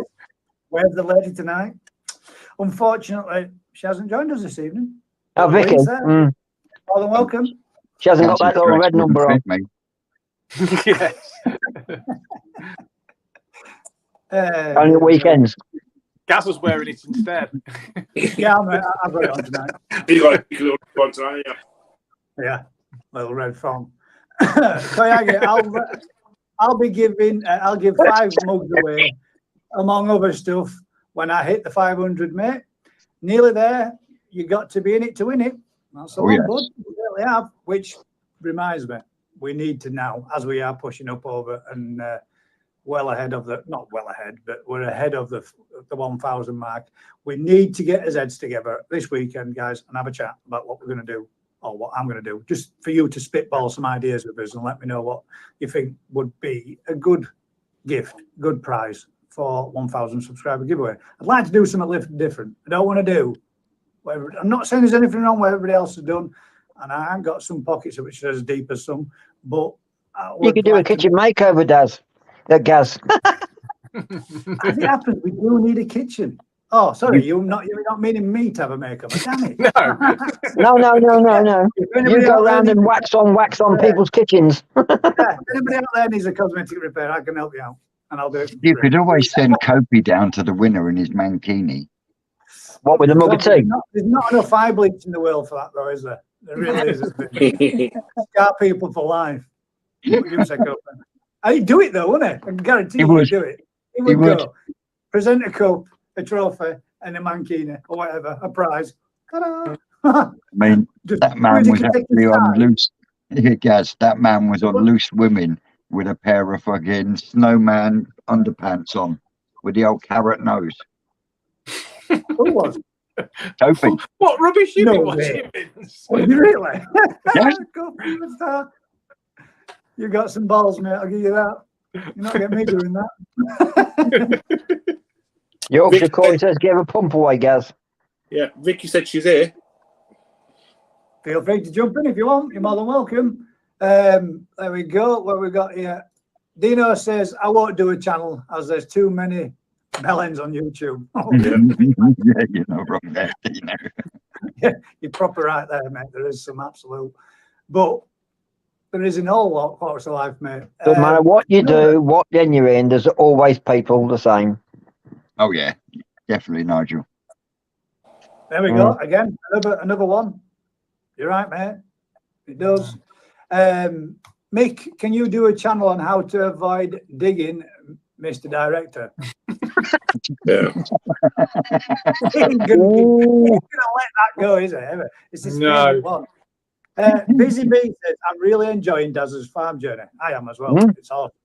And I've really enjoyed putting and I've got to say it, Daz, and I will say it in front of you. I mean, we've got 68 people in now, and there'll probably be more that watch it later.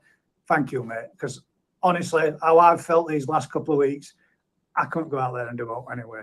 The fact that he's gone out there and he's put that content together for us just goes to show what kind of good friends I've got behind me. Because not only are you getting some out of it, mate, I got some out of it, and so did the rest of the subscribers. So can't wait to be down there and come give you an hand with next bit. But yeah, it's not just a me thing. It's interesting because the way you're doing it with the gravel boards, I've never really thought of doing it that way. Yeah. It's just make sure the posts are far enough in the ground, though. Yeah. Yeah, it's just a shame you've had to put them bars in. Yeah, good job I spotted that early. Could have been nasty. Well, it didn't. The bars didn't go in just for that, though, did they? Does no. It's to hold the netting up, isn't it, mate? It is as well, yeah. Tom, Yeah, netting, yeah. I tell you what, it's handy for suspending plants in and everything. I've got water lilies dangling underneath those bars. If you could have slipped up, not say you did technically slip up. You could have blagged it, mate, and said, "I've put these in so I could suspend plants from them." Yeah, and to hold the netting up. Yeah, but I tell you, it's given me the impetus to push forward as well. Give me a kick up the backside doing the film. It has, mate. I know we've said same. I mean, you genuinely have cracked on and done absolutely loads. You see what you're doing from a different perspective, don't you? Yeah. If that makes any sense.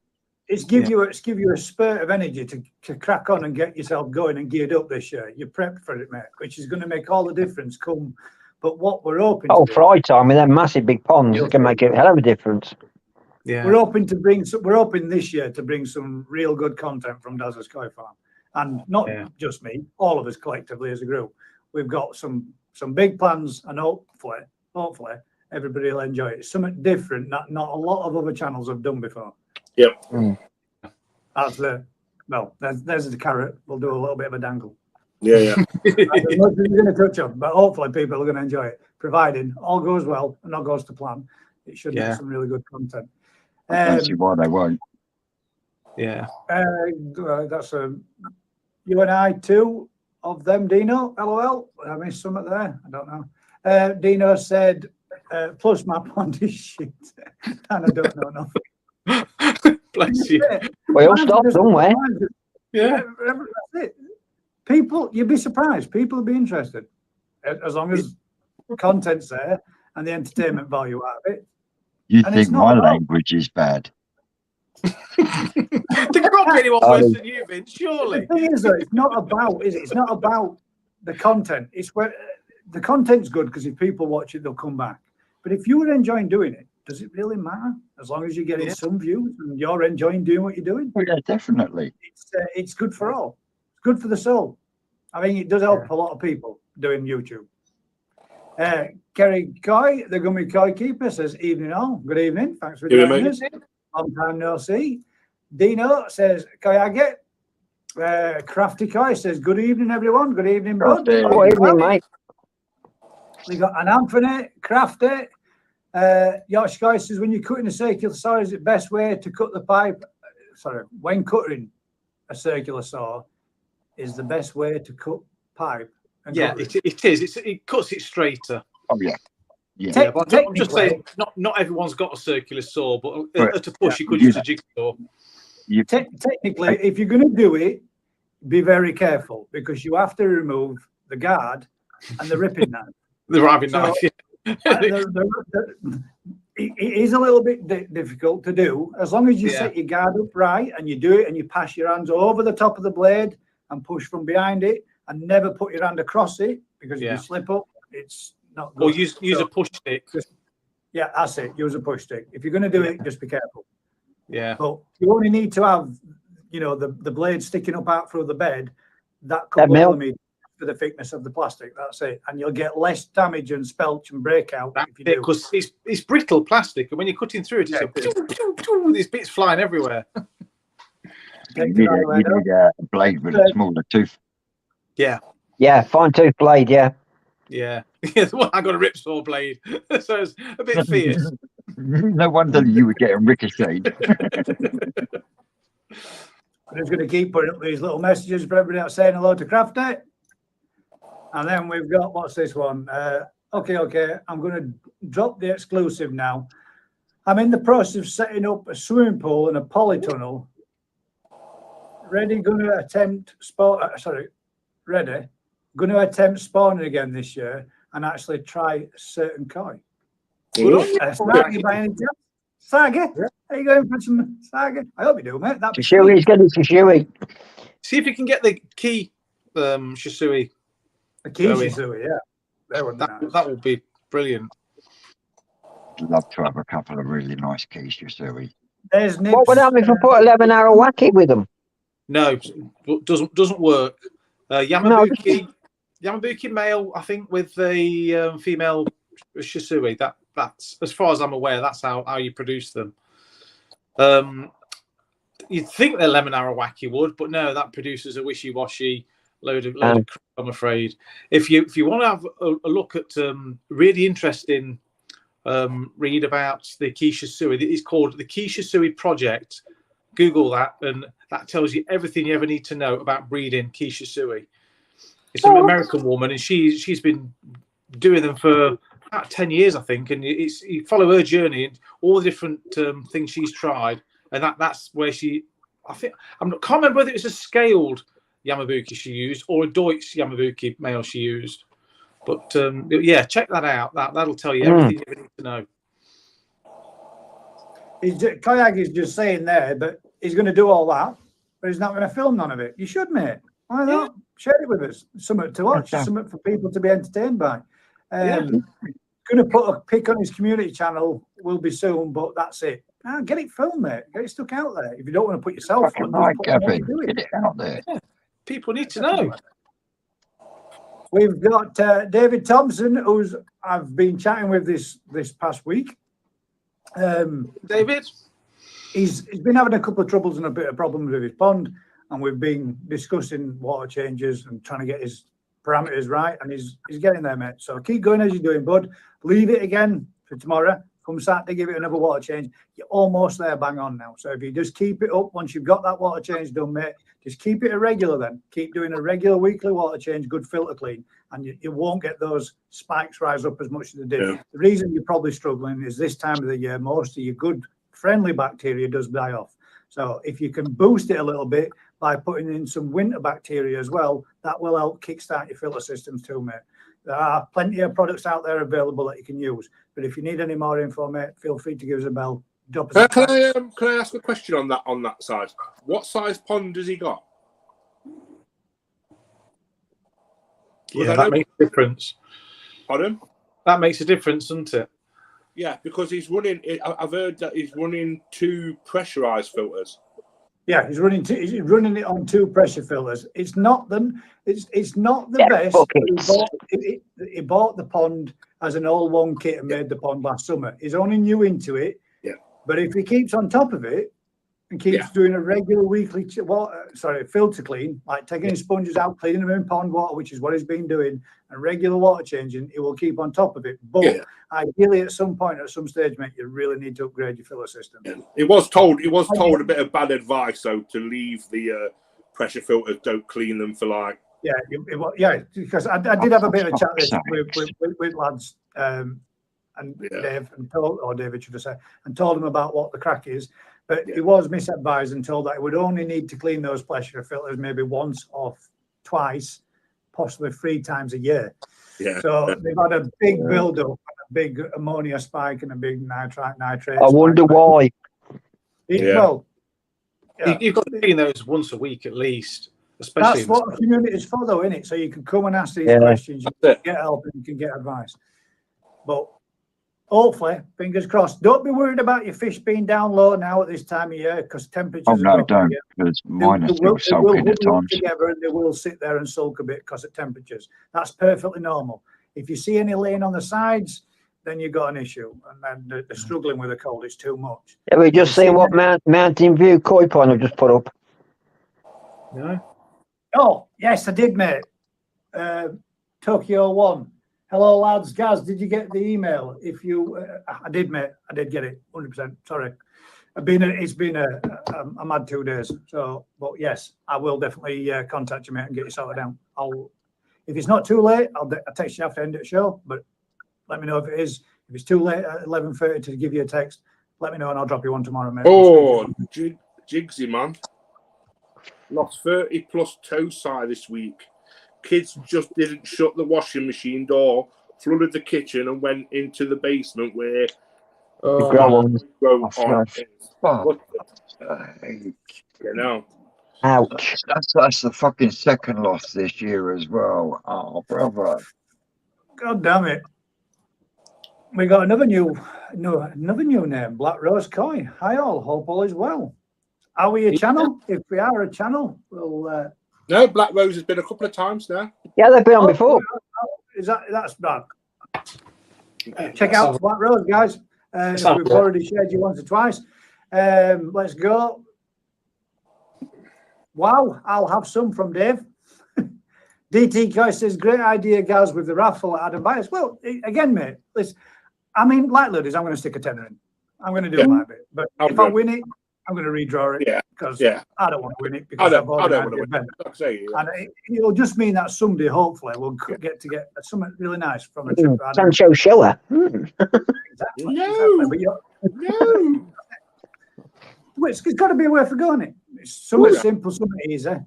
Kayagi said, I'll give £100 Monopoly money. You got a lot of Monopoly money, mate. How many points? Fucking Monopoly money. What have you managed to buy with Monopoly money, Kayagi? Nothing. But I'm trying. You're definitely trying. Fucking trying. Now here we're getting into it. So I'm guessing you've got all these. Copy says, put me down for a sponsor 100%. Yeah, I've got Copy down, yeah. Right, sweet. Copy, do you want a VAT number? Koi Central says, I'll sponsor one. Nick, did you get Koi Central? Yeah, got Koi Central, yeah. Nice one. Paul Butler, I'll sponsor one too. Did you get I've got one? Paul.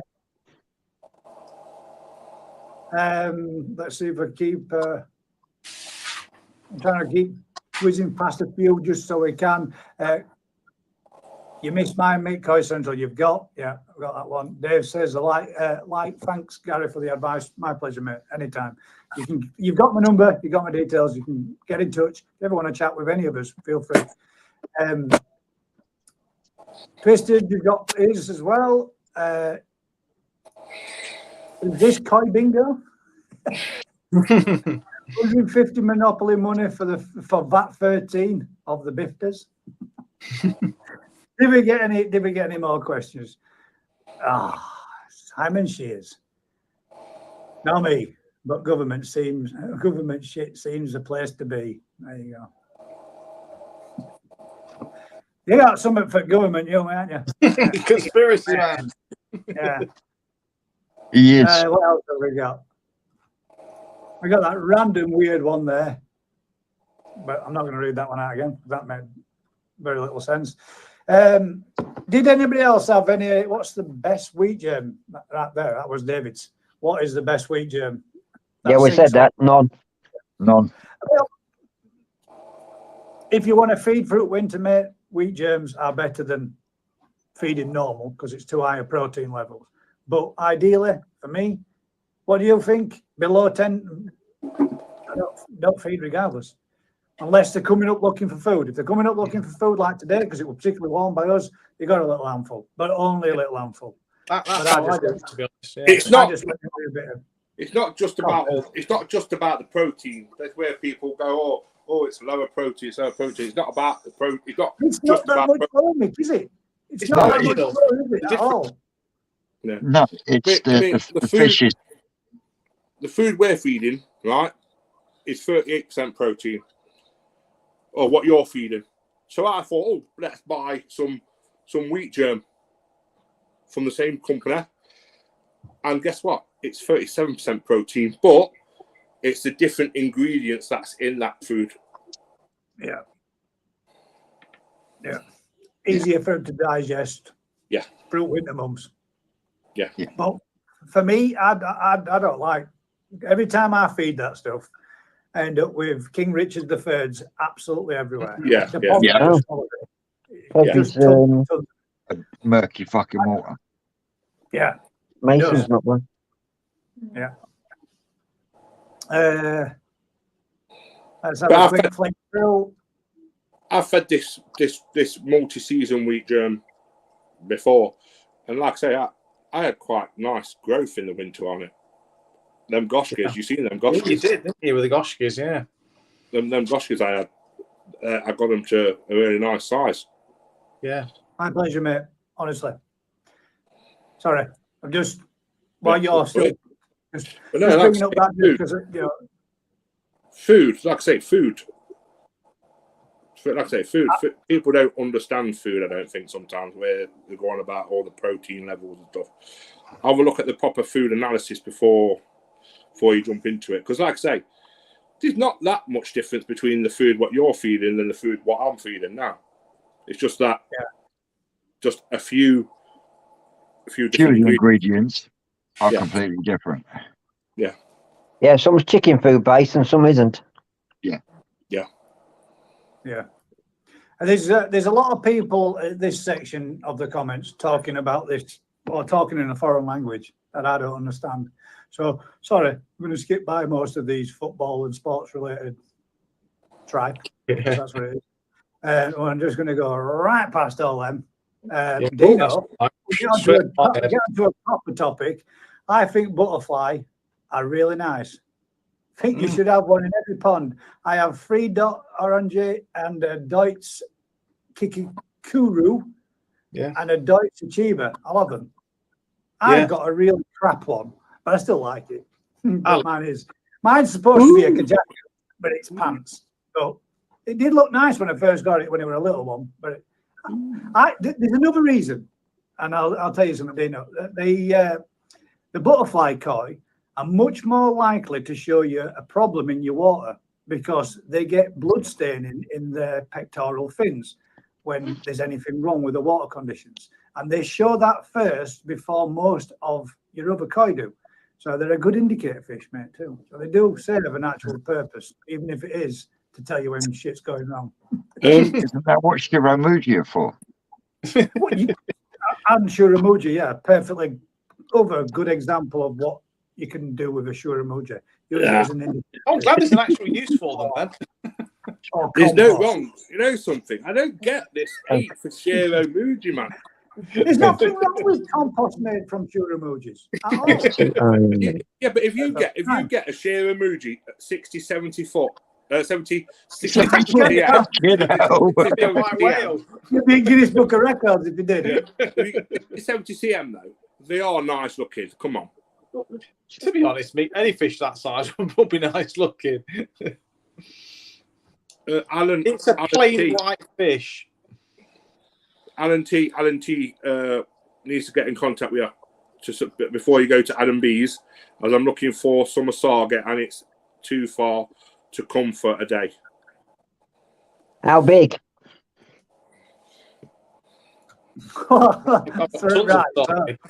It's too far for you to come for Dale. And I'm travelling 460 miles, mate, to go there for Dale.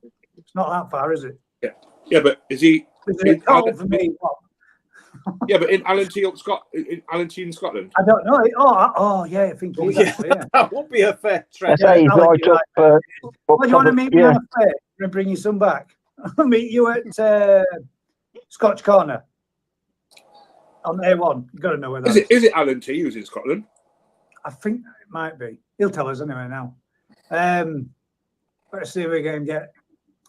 Vicky says, I meant in chat, LOL, maybe next week. I'm filling tanks. Ooh, cool. Footage, film, record. Yeah. What's the mug of the day?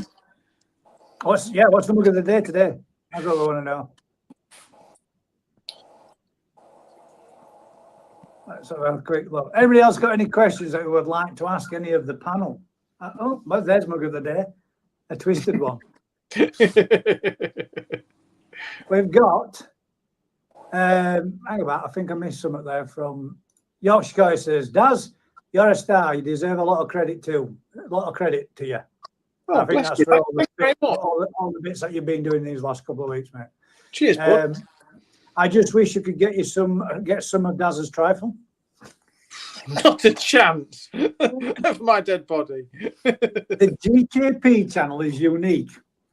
With all you lot sharing content and banter between you, all is great. Thank you very much, mate. Well, you're becoming a part of it, mate, aren't you? So you're coming in and having a bit of crack and a bit of laugh with us in the Discord channel as well now, mate. So it is what you get to see Central's off.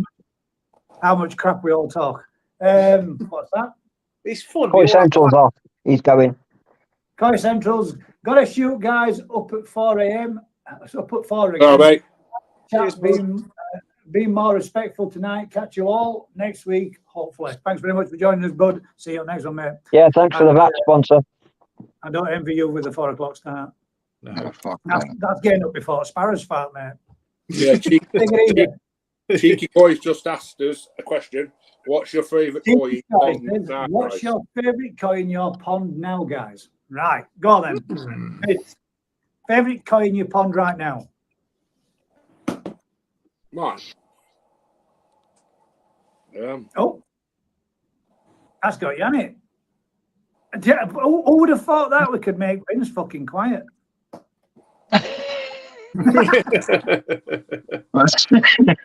No, if I'm totally honest, the favourite fish in my pond at the moment is the Hodgkin shower.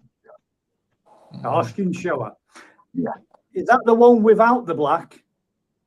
No, that's the Issa shower. The one that's pretty much Issa fucking Kahaku at the moment. Sorry, and since we're live, I will officially notify people that the Red Achiba will be moved on this year. Red Achiba that don't exist. Is it male or is it female? I'm honestly not sure, Gary. There is a possibility that it's female. Well, I'm going to put this one to bed this year, Vince, because I've got a female Red Achiba and I've got the Platinum Achiba, the like bronze and grey one, which is a male. And I'm going to try crossing them. I'm going to see what comes out. Now, according to Yoshigoi, doing that will unlock all of the Achiba colours. So it will be interesting as an experiment to see what the offspring are produced. Yeah, well, when You're supposed to keep that quiet. No. When I got the red achiever, it was actually bought for me by Susan at the National. And when I bought the fish, I was led to believe that it would go a bluey grey hue in the skin with the red marking. And that just hasn't happened. So therefore, bye-bye. Auf Wiedersehen. See you later. Fuck off. Oh, it's a Deutscher Haken, man. Come on, Vince. It looks a dirty Deutscher Haken, like an off-white. There's no shimmies on my one, though. No, I there's no really do shimmies on like them, to be fair. Very I clean do looking think, fish, personally, I do think they are a Deutscher Haku. But I do like them. Deutscher Haken, man. I think they're very nice. Especially the one that we saw does, that plum one. Yeah, that was was nice. That's what I'm brown hoping I'm colour. going to produce. That was Yeah, I totally think you'll end different up with to the rainbow red koi. achiever. That's nice. I would like one of them. If that does what you do when you spawn them, if that unlocks that and they do come out, oh god damn, there was some nice fish. But yeah, I do think they are. Saying that, my best mate came around and visited the other day, and he said to me, "Have you seen the new Goromo parent that Adam Byers bought?" Yes. And I was like, "No, you know I don't like Goromo." And he went, "Have a look at this," and I went, "Oh my fucking word, that is nice." It's nice, isn't it? I haven't seen that. That's All stunning. I think it's on his Facebook page. On his Facebook page, yeah. That's stunning. Yeah. Honestly, guys, go and have a look at it. The white on it is, and the scaling I'll is show you just, after this. oh my I'll show word. you my face. They're really nice. Yeah. That's all the stuff he's just picked up while he's been over in Japan, isn't it? Yeah, It's breeding stock. Yeah. Some very, very nice fish. It must have very deep pockets. Well, he has got some deep pockets, hasn't he? He's a businessman.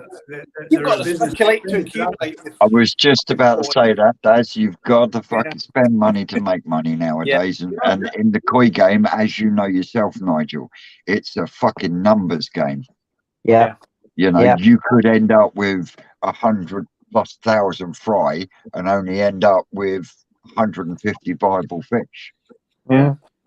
You know, it's Gutted for you. Sorry, mate. That's sick, that, mate. Gigs is, yeah. Oh, I'll bring that fish over, Daz, week after next. Cool. Let me think. Week after next. After the growing show weekend.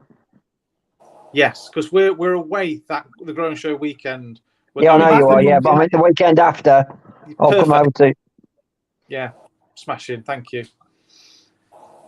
Busy Bee says, my pond is 1 year old now, so I have a shopping list for koi I want to add this year. ooh, come on. What are you after? Aren't you busy? Just be careful. Just be careful where you buy them from and get them from. Yeah. Don't be doing like people's hat pond. I know a good dealer down in Basingstoke. He's not bad, chappy. He'll flog us some fish. I ain't no dealer. I'm a hobbyist. Yeah, like I say, don't be going to pond clearances and stuff like that if you can. I really wish I had the finances to be a dealer, but yeah. It's room as well. We need to go over the mass of the room and that. Yeah, I was looking at a business thing this week with one of my friends. Mm-hmm. What's it called? Buying a koi dealership out, but You kept that quiet, mate. You won the lottery. No. But it's like I say, we just looking into it because we found it, we come across it, we wanted 10 grand, and then we approached the landlord to see if we could take over the lease, Lord. The lease. So just looking at looking at the posts and stuff. I was talking about it with one of the other friends. What's it called? It's in Burton on Trent. That one. You've probably seen it. Oh. Yeah. Bit of a trek. Mm. But like I say, 10 grand though, if you for a nice little business Not setup. a lot of money, Why that is is. that important? No, like I say, we've seen it on advertising. Me and Mike was talking about it. Just having a look at it, thinking, oh, it would be good. Yeah. I hope he gets better, mate. Copy saying little lad's not too good. Bless him. Oh, Hope he gets speedy recovery for him, mate. Plenty of fluids, keep him hydrated. Believe it or not, flat Coke is good. Yes. It's got to be flat Coke. Yeah. Yeah, shake it up like crazy and it'll soon go flat. What DT are you trying to said, do? Make him stew again? No, there's something in normal Coke. Yeah. It has to be not this diet rubbish, proper Coke. Full And if you fat. let it go flat, there's Depends if something you've in it with the been sugars and that helps. Yeah. Yeah. I've heard So he's that. winning off his tits all night. It might be hard to cut on the sugar, like, but it'll be fine. Yeah, well, DT's asked us a question. Does anyone have security or protection on their ponds? Yeah, mine's all built in, so I have no problem. I have a CCTV camera on my pond. Yeah. Electric fence wrap. I've got Pond my. netting over top to protect. I've just them got my from- killer dogs, mate. If you get in the garden, you won't be getting out. Yeah, I've got a pretty good savage guard dog. What, Chihuahua? Well, slightly bigger most than a people chihuahua. Hey, there's nothing wrong with chihuahuas. That's what I mean, though. They soon know if anybody's out there. Nothing Yeah. right with them either, like, but Oh, chihuahuas are cool, man. They're lovely. Oh, don't They're good just for driving two us things, aren't they? fucking nuts at the moment. I'd Yes, chihuahuas are chihuahuas. good for two things: altitude and distance. Altitude and distance. So happy. Ah, dear me. Alan, but hopefully, fingers crossed, mate, you can get in touch and we'll sort something out with whatever it is you need us to be looking into or doing or sorting. Kayagi says, yes, DT, CCTV cameras with me with a baseball bat and anger issues.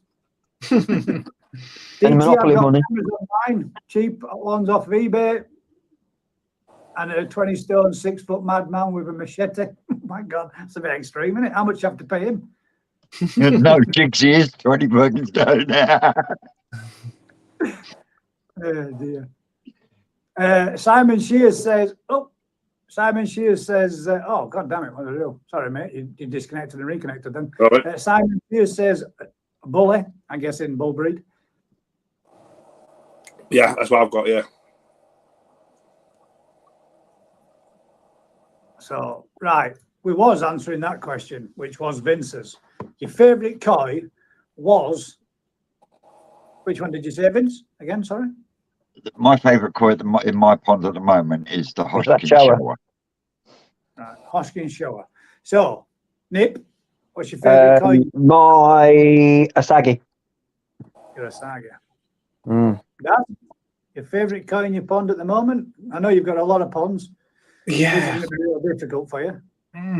Now, I'm quite partial to me Benigoi at the moment. The Ginrin Benigoi. Beginner in What, your Bendigo. new one? No, this is one I've had about a year and a half. It's one I've bred, I've reared. Nice. All right. That's the one of the jumbo fry from Yeah. your first. Jumbo Tosai, yeah. It just grew crazy fast, way faster than all the rest. Mr. Lawson, your favourite fish in your pond? He doesn't right have now? one. I don't have one. None of them are doing it for me at the minute. No, because it changes every 5 minutes anyway. They're nice. Tiki, you can ask this question every week for me. They're nice, but You'll have a new Different one, answer. or none at all. Right, my favourite fish in my pond at the moment. the Shiro, if we had to choose one. It's going to be. It's good. It's not in my pond, but my new one I'm looking forward to getting in my pond is my new Dainichi Benigo. Yeah. They are.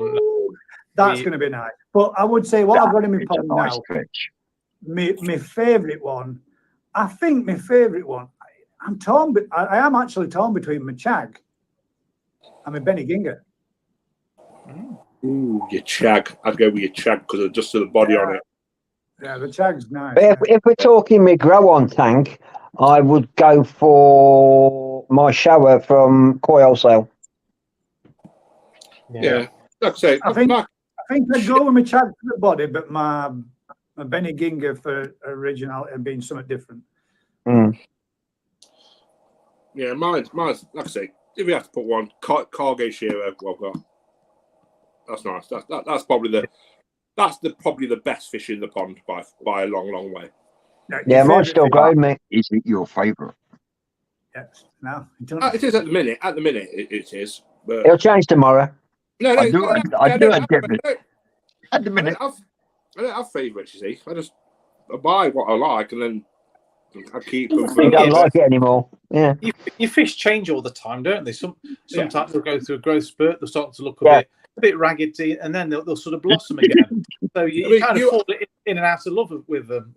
I mean, I've got to admit though, that Deutz, what's that Deutz fish I've got? Oh, the Yeah. That has changed a lot. Hell of a lot. I told you it would. That's gone jet black. You need Jet to black give on the them top. time. Jet black on the top. Still silver, but it's still got the lateral, still got the scales all the way down the centre. And then it's just like the dusty grey on the bottom and goes down to white. And then it's got that big patches of orange on its head and then coming down on the sides a little bit. I don't like it still, but it's changed. it's a stunning fish, but I don't like it. To the peak. No, it's just changed. It's just changed a lot, which I find interesting. I mean, this is one just for Vince. Vince, what is your favourite butterfly koi? A dead one.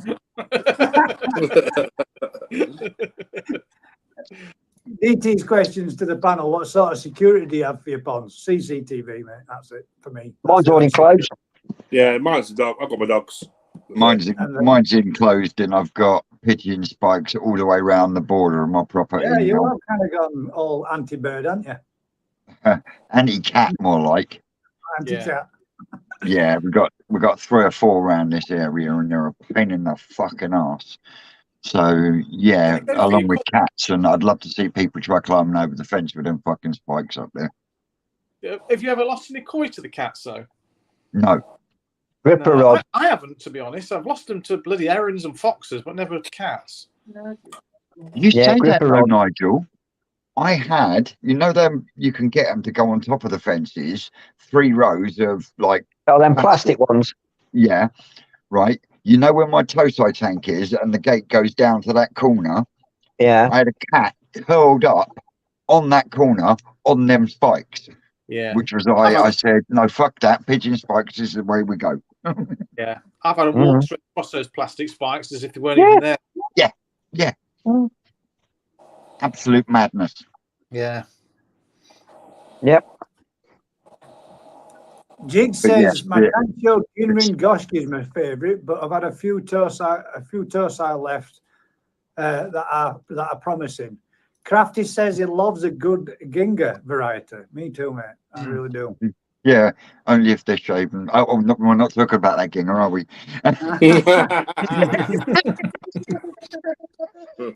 Mr. Tropical Koi said, Kay Shuro, it is, Mick. Is it, Mick? Andy says, evening, folks, late tonight. You know, rush, mate. Not late, but you can pop in whenever you feel or not, if you wish. Anybody else got any more questions they would like to ask the panel?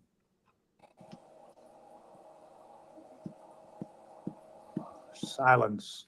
Let's see if anybody There you go. I've got a question for everybody. Right. There's over 100 different types of koi now.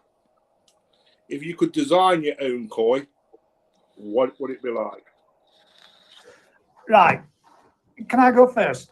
Yeah. Only because I've seen it online and I thought it looked wicked. We found a Kahaku, didn't we? Kahaku pond, beautiful, brilliant white.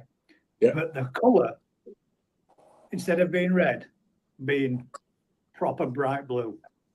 Oh, yeah. That's Not sky photoshopped. blue. Yeah. Not sky blue, but that kind of neon electric blue.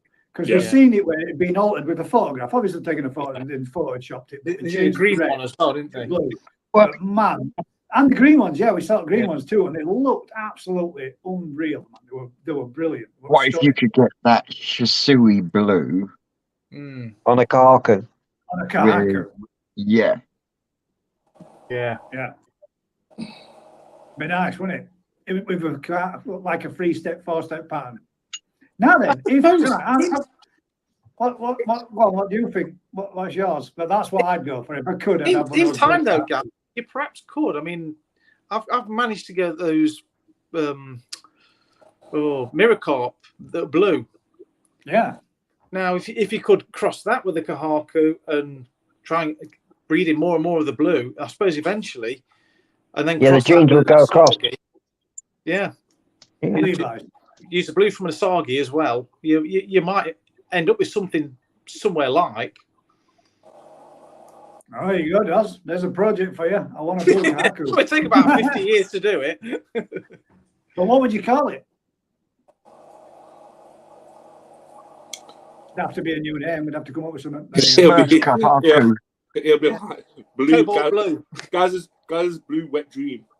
Trust you to lower the tone.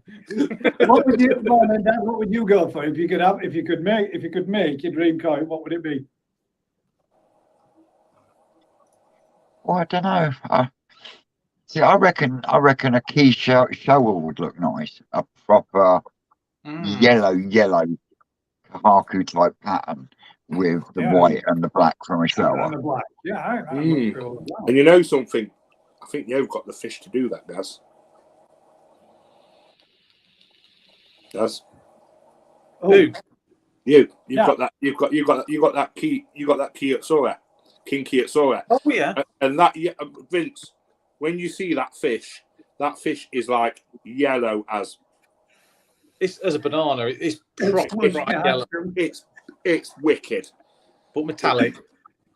Mr. Tropical Koi said we could call it a slush Kahaku.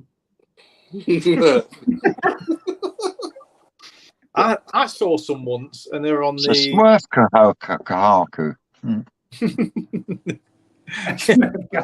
Blueberry Kahaku. What? Go on then, Nip. What would you go with? What would you do if you could make your own?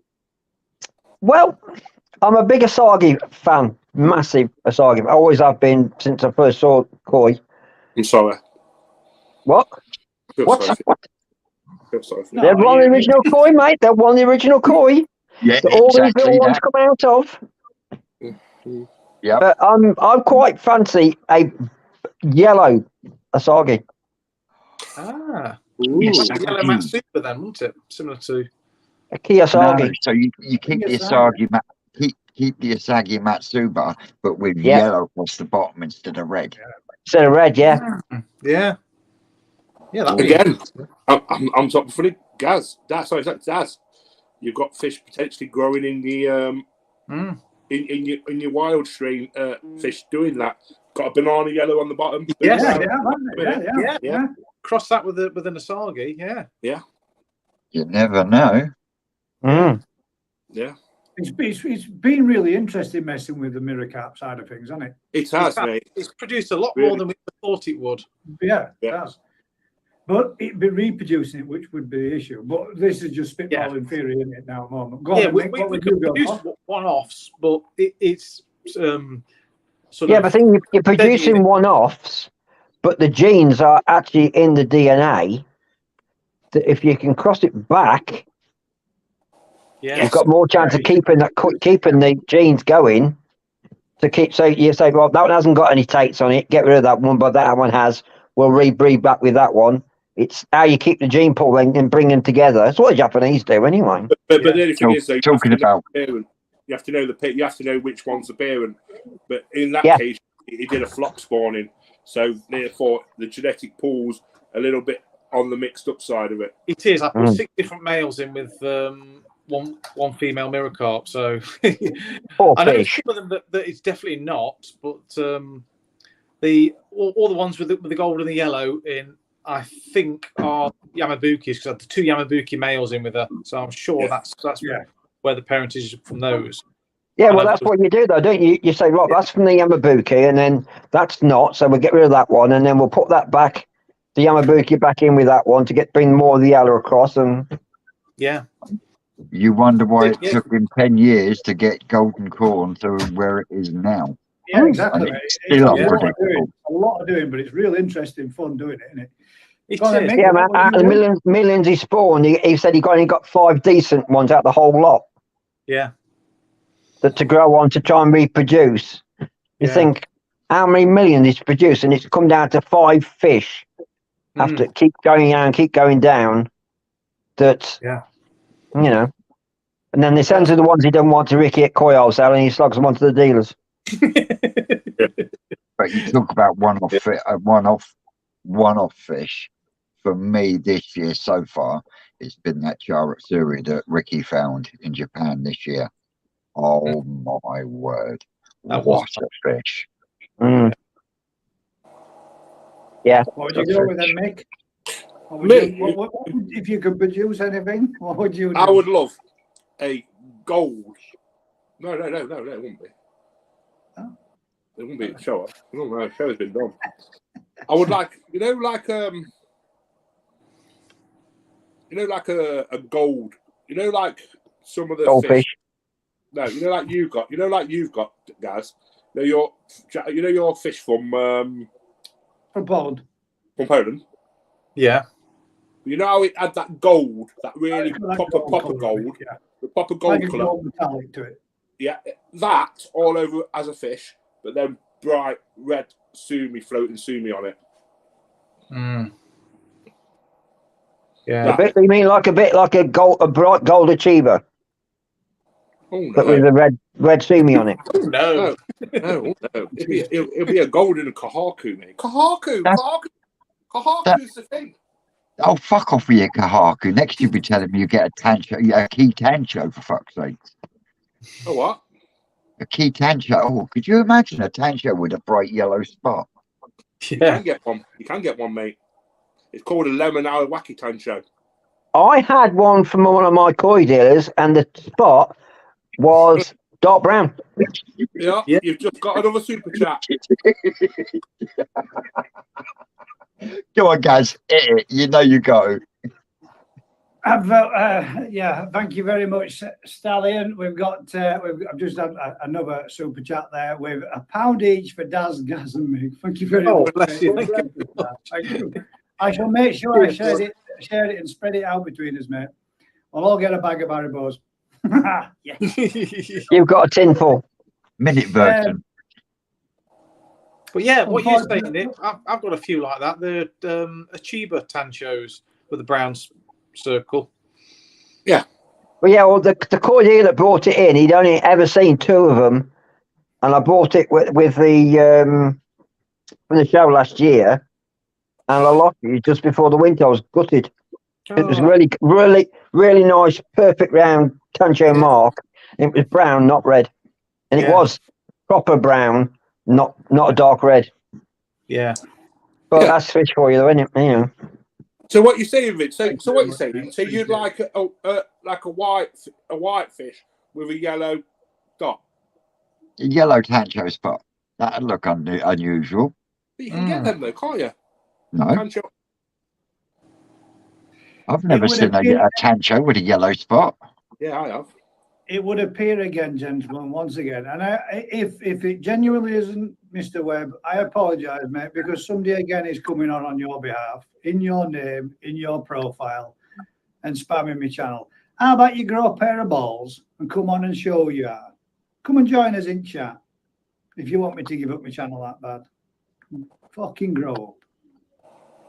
It ain't going to happen, mate. That ain't gonna fucking It ain't happen. gonna happen, mate. There ain't a single person out there that'll make me stop doing what I'm doing. Not one. You got more chance of getting a fucking chocolate I'm not compass and doing Saham. it for you. I'm doing it for me, and I'm doing it for all the people that do enjoy it. So if you don't like it, you know what to do, don't you? Go on. But again, Keep on running. when you've been dragged into it again, but this ain't on me, mate. There are some people out there that just can't fucking grow up. No. But on that one, Not worth the airtime. Anyway, next question. It really isn't, mate. I'll be Let's see, where was I before? Jigs has there. It's got a Kahaku pattern in a Saragoi grey colour. So Sorghoi grey with actually having a red pattern as opposed to brown. Yeah. There's what's it called now? There's a Goshki variety that's similar to that, isn't there? We've got a question here, actually. I don't want to miss this one. Black Rose Koi. One of my koi got Popeye. How long will it last if I put some stuff, small bath, and put the fish in 4 or 5 minutes? Popeye. Yeah, it can reduce down sometimes, but very often if it does, it comes back. There you go. Told you I wasn't making it up. Yellow Tancho. Yeah.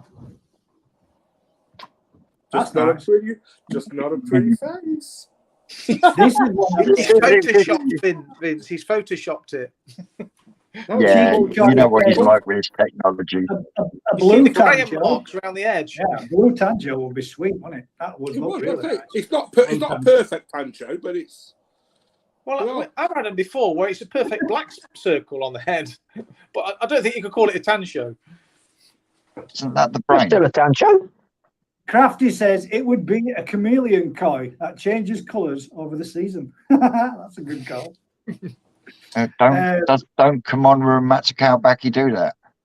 Yeah, but it's the same colour. It's black and white in it. No, there's no other. It'd be cool if you could get other colours popping up in and out of it. That would be good.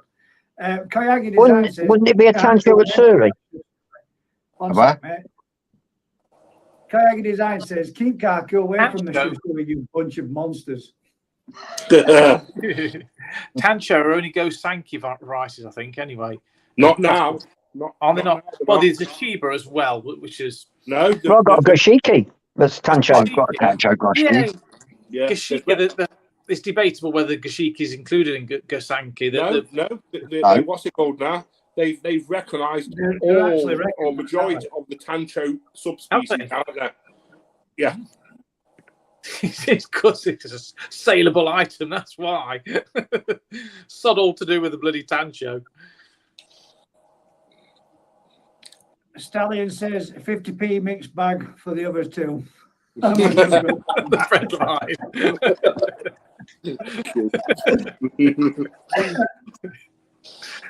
I totally agree, Bizzy. You're right. Ignore them guys. They offer all to the community. You're 100% right. Goodness, same Photoshop they use for NASA. To be fair to Gary and whoever it is that's doing it, he's gone round everybody and has apologised. We accepted his apology and we've moved on. The past is the past. As we stated at the beginning of the season in 2023, as we came into the new year, the past is the past. We want a positive foot forward and move on and let it be what it is. It is what it is. It's happened. It's done. It's behind us. We're moving forward. Wondering if the genetics for breeding koi are similar to betas genetics or betas, whichever. What in what way? That's what I was going to say. Because from what I can gather, betas, it's more to do with the finage, isn't it? Because Vicky was explaining the other day about how many different rays they have in the fins. Do you know? Yeah. That was really interesting. That was cool. Yeah. Makes you think now. If you ever go looking for a beta, you're all going to be counting them rays now, aren't you? Yeah. It's not just that though. They're like guppies. There's so many fucking different varieties now. There is. Yeah. I mean, genetic wise. Sorry, I'm going to put this. Colour wise, I imagine it'd be the same for whatever species. Because what's it called? Same shit. Fucking Simon.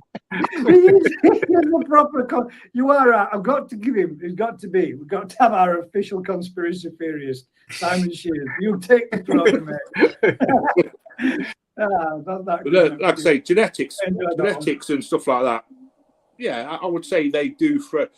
Like I say, if you get a Kahaku and say two Kahaku, and you breed them together, you're always going to get some genetic throwback on you. of some kind. So I think within the beta thing, I think if you bred the two same style, you're always going to get genetic throwbacks. Yeah. Well, everything does, doesn't it? Yeah. Everything Yeah, sure. throws back something eventually, doesn't it? Yeah. Yeah, we can't keep inbreeding the same fish all the time because you will get all sorts of throwbacks. Well, you can only inbreed, you can only backbreed once. Mm. That's the Well, trouble. Lisa's got the Yeah, same but- problem with people with the guinea pigs doing the same. They keep inbreeding the same stock, and they wonder why the babies are getting smaller and smaller and smaller Yeah. because they're not outcropping them back into it to bring the size back up again. Yeah. And it's the same with the fish because they keep just breed this. It won't work. Yeah. John Which is Cox, why I find Adam's very looking for all the new stock. interesting in Yeah. the way New Forest approaches a lot of their spawnings. Why they've got so many small ponds is because they do a lot of hand stripping, and then they'll mix one female with about 10 different males. Yeah. Yeah. And each pond will be separate, and then they can actually push each pond exactly the same and watch how each different one Comes on and what they get. comes on. Yeah. Vincent, I mean, I Daz and Daz don't Michael. mind. Would there be any chance? Oh, no.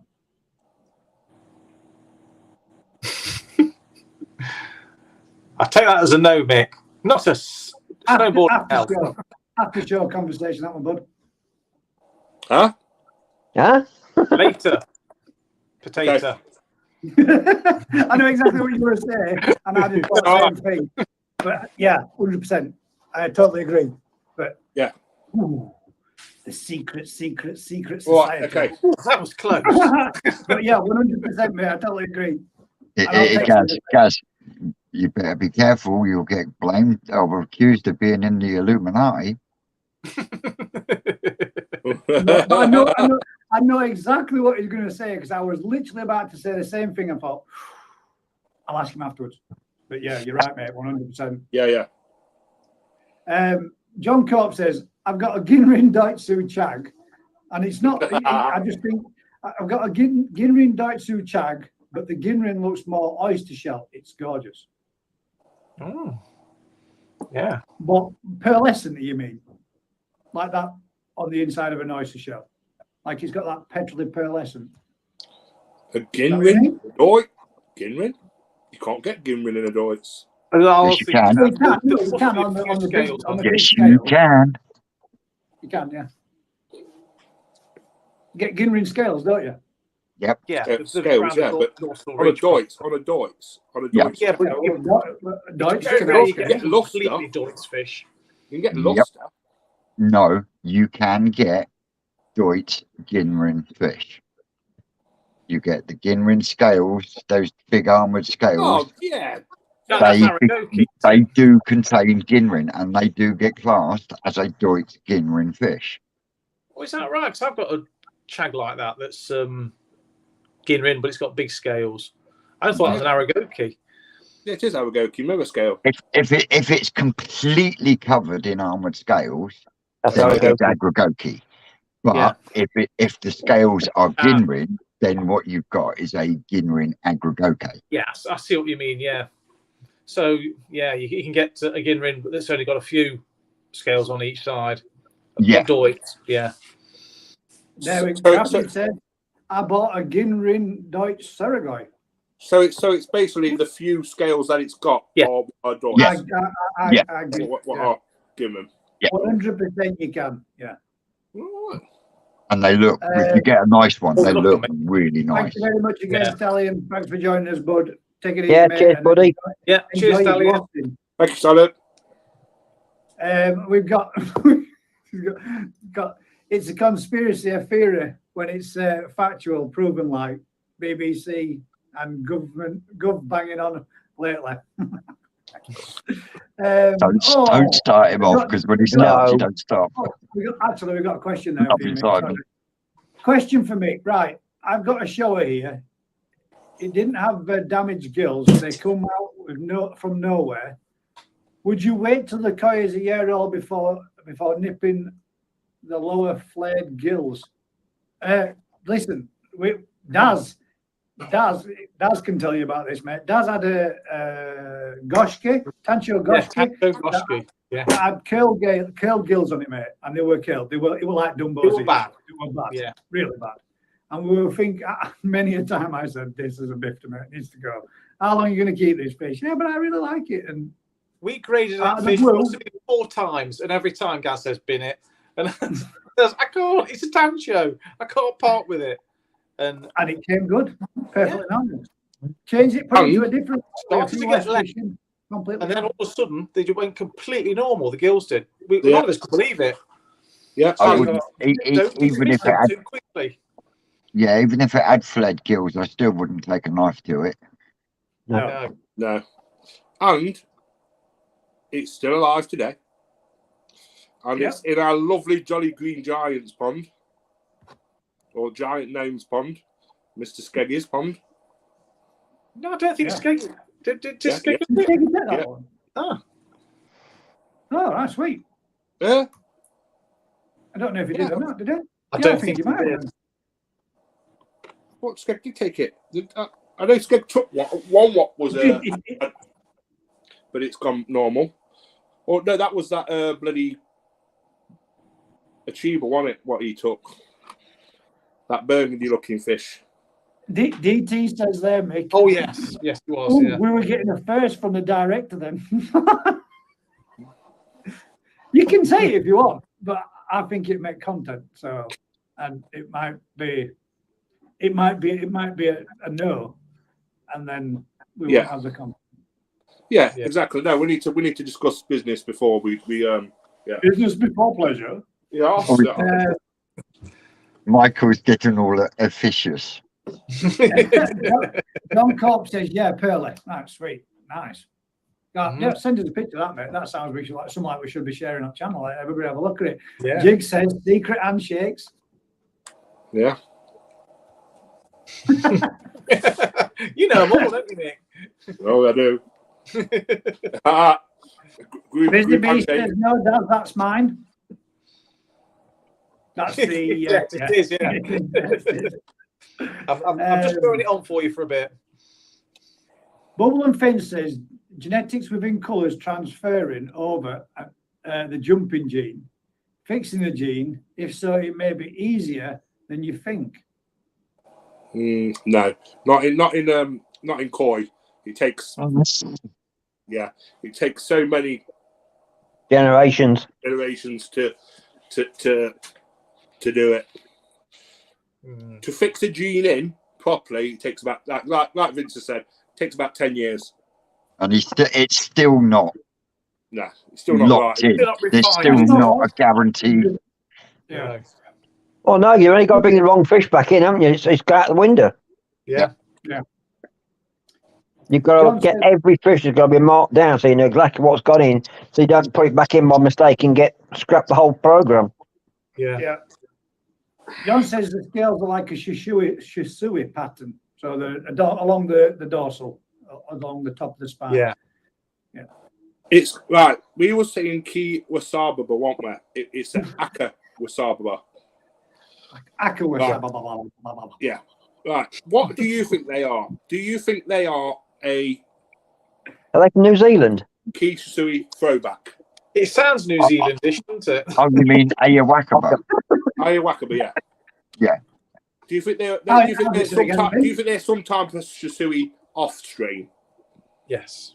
Because we've got a couple of people who have brought them, and they do look nice. They do look a nice fish.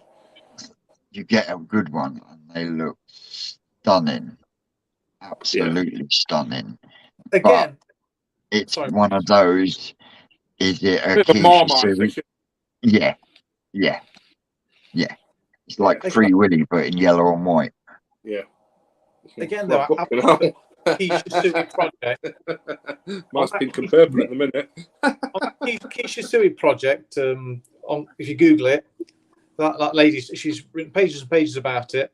She lists them on there, and they were when she was breeding trying to get the Kishisui.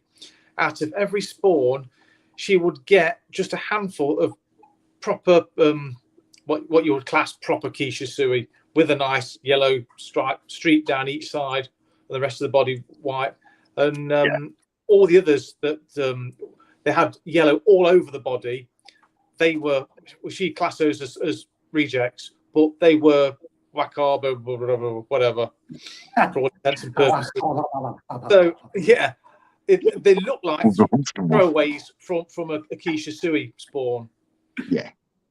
But so But I good. think they found a market for them now. They had that many. They thought, well, better start selling them and market them as something else. So, Yeah. Quiche sui is becoming very popular. yeah. Yeah, and you know something? It's all down to one man. It's Koyagi Designs. Yes. Stallion says, cheers, guys, Francine. I'll leave it as it is then. It's Yeah, only leave alone. slightly overlapped gill at the bottom of the gill plates. Yeah. Off now, guys. Catch you later. See, catch you on the sidelines. See you in a bit, mate. Thank you very Yeah, much. leave it. See how it comes up, mate. Stallion, Right, mate. you're And like I say, Stallion, you're more than welcome to come here. And like I say, I'll sort something out. Yeah. Yoshi Comet says, I Pop over found to these the new farm. pumps on eBay. What do you think of them? Bermuda Atom variable speed pond pump energy saving eco reliable. Oh. Never Well, heard I of them. to be fair. No. They've been out a while, haven't they? I don't know. I've seen the Pontec ones. They do a variable, like Evolution Aqua kind of pump that's quite a bit cheaper. Gaz, I've just been reminded. It was Mick's statement of candles killing fish. Bullshit statement of the week. Right, stop a minute. Steph! Right, I guarantee you're wrong. You are 100% wrong there. Yeah, but Come I can here, use start. these, Nick. The fish I can indicator. do this. Right, come here, Nick. Now that's what I call bullshit statement of the week. Fish tank. What does it do? It kills the fish, doesn't it? It kills the fish. Now that's what I call bullshit statement of the week. Can we do it again? What were we doing? That's wicked, that was. What were we doing though? What? What would happen? I don't know, it just kills them. Now that's what I call bullshit statement of the week. Sorry, mate. I've only got that out once before, and Skeggy's not put no stupid comments on for ages, so I haven't been able to give it to anybody else. So, does me. But that's what it was for, right? I tell you one thing that does kill them, though. You know those plug-in mosquito killers? They're supposed to be toxic. Now that's what I call bullshit statement of the week. Oh, Dad, you're not supposed to chuck them in the fucking tank. Yeah, you're not supposed to put candles in fish tanks, just water. I mean, you'll cook your fish with a candle if you just put a fish in a tank with a candle in it. It's not, it needs water in there too. He's actually Googling it now. And he's going to come back and go, there you go, guys. Come on. Let's see if we can. Let's get it again.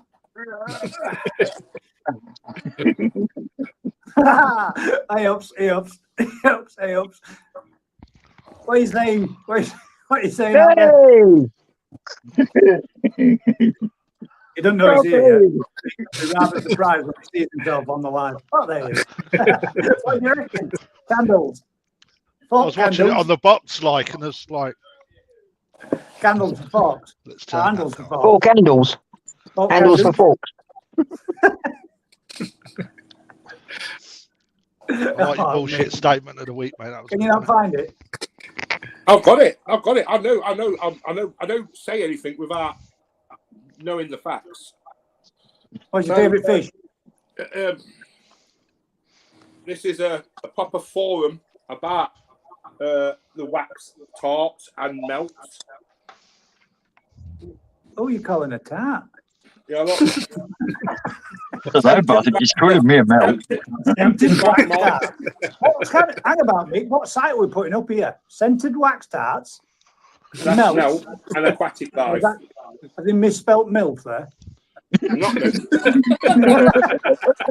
Yeah, like I say, it just, if you have it burning in a room with a fish tank, like I say, this person actually come down and it killed all its tropical fish. Well, she's going to put floating candles in her fucking tank, then, should she? No, in the air. Floating candle melts. No, yeah, in the air. It puts pollutants into the air. As if. Right, we've got a question there. Gaz, can I put a picture? No, as Gaz will know this fish. You can't put. I wish people could. I really do wish people could post a picture. It'd be cool if you could, but you'd have to send it me privately, and then I'd be able to share it. But it'd be cool if you could share it, mate. Let's see what Seski's put up. Them smelly spray things can kill a reef tank. What Yeah. the room scent? Oh yeah. Yeah. And did you know by law, you're only allowed to buy 2 of those at a time because the Sniffer Brigade. Get high on them. They get high. Yeah, basically. Bloody hell.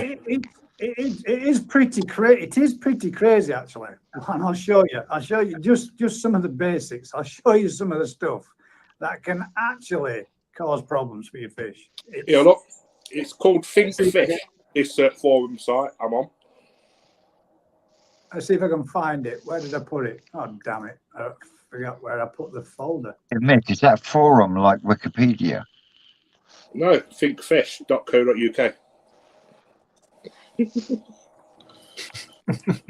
No, but you wouldn't think it, though. You wouldn't think it. You wouldn't think something like that would cause issues. I don't.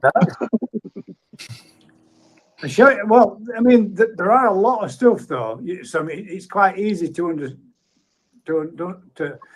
hopefully you can see that list there. I think according to that list, it's every single plant in your garden.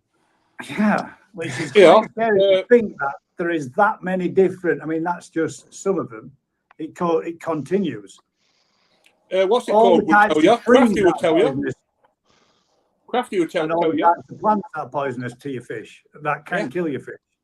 Red Crafter. Yes, mate.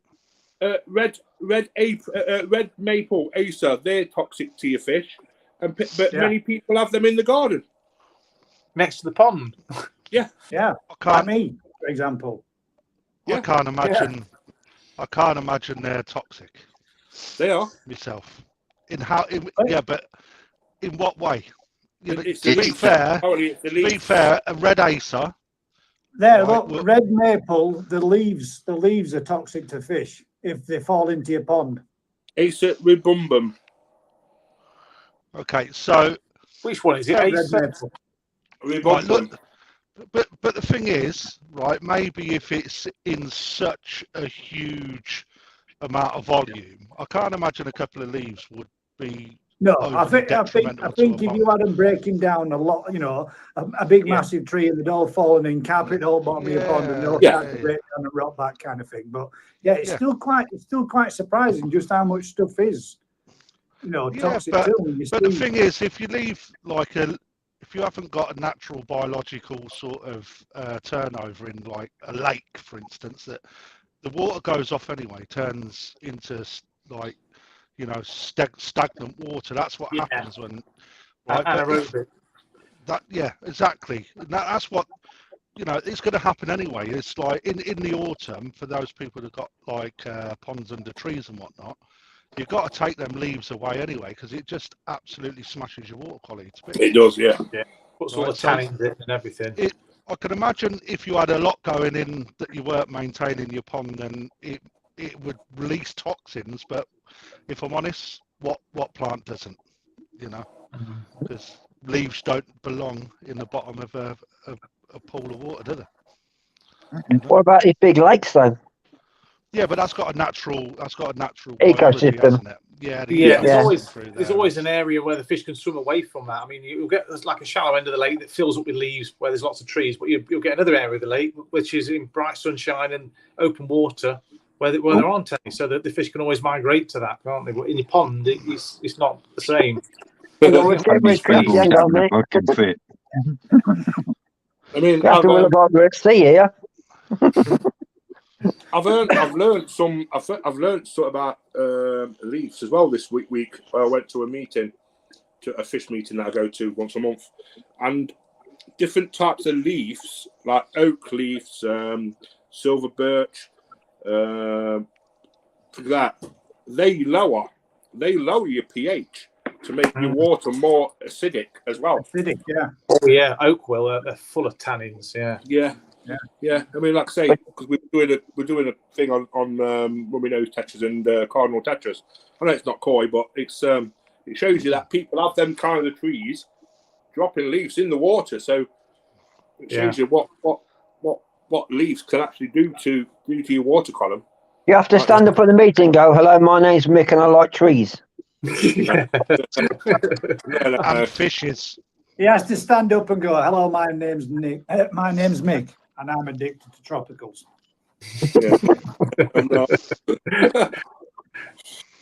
And all things bubbly. No, like I say, it's just interesting, isn't it? Like that, you think things that you wouldn't think. You got a lot of info from last one that you went to, didn't you? Yes, yeah. Vicky, why would you put paracetamol in with your fish? If they got headache. Oh no, we could. Is that time of the month they have the paracetamol? We've got just for shits and giggles. DT says, "Love a bit of bullshit statement of the week." You could put willow leaves in a fish tank. They've got natural aspirin in. Yeah, aspirin can kill cats. Why do we make the leap from fish to killing cats? Well, I'm not saying you want to do. I'm just saying it does. Somebody got a vendetta. Enough aspirin can kill you. Yeah, pine. Look, Scout Yorkshire koi, but pine can poison your pond. What can? Pine. Yeah. Well, it's not actually the pine, is it? It's the sap. Yeah. And did you know privet is deadly toxic to koi as well? Yeah. Well, privet belongs to the deadly nightshade family. Yeah. Olaceae. Same as olive. That's why if you look at the privet berries, they're like very, very tiny little olives. Welcome, Mick. You need to be. You're welcomed. Simon Shear says, Mick, welcome to the conspiracy team. That's right. But I see some great videos today on YouTube short of fighter jets chasing UFOs. Yeah. Have you? Mint. Yeah. You got to send me that. I will send it over, guys. Man. It's like a giant beach ball, like just floating over the ocean, and next thing you know, it's like. Have you seen that? Have you seen that one going around on Facebook saying I was following a Chinese spy balloon for 2.5 miles until I realised the bird had shit on my windscreen. I liked. We all liked your comment last night on Ricky's thing. We knew what you were doing straight away with that one. I see the really nice red achiever pop up on my feed, on my Google feed. Now, I've never seen a red achiever before, and now I know why. It's because it don't exist. It's not a Japanese koi, which is the only ones I look at. I'm not being snob or anything. I only look at Japanese. I don't care for the European ones. No. I have had subsequent conversations about the red achiever. Now, apparently, in the breeding of these red achiever, they used Kamonru. Okay. Why would you want Kamonru in a bloodline that is supposed to be grey? Yeah. Is he trying to unlock a new variety of fish, maybe. Your mic's a little crackly, Crafter. Your tank headset's playing up. Just give it a wiggle. Oh, is it? Can you hear me all right? No. I can hear you, but it's a little crackly. Right, so I'll change my battery. right, so Vincent, you might understand what I'm saying. Right, so down the line, they must have bred an achiever and something else, yeah, and they produced something.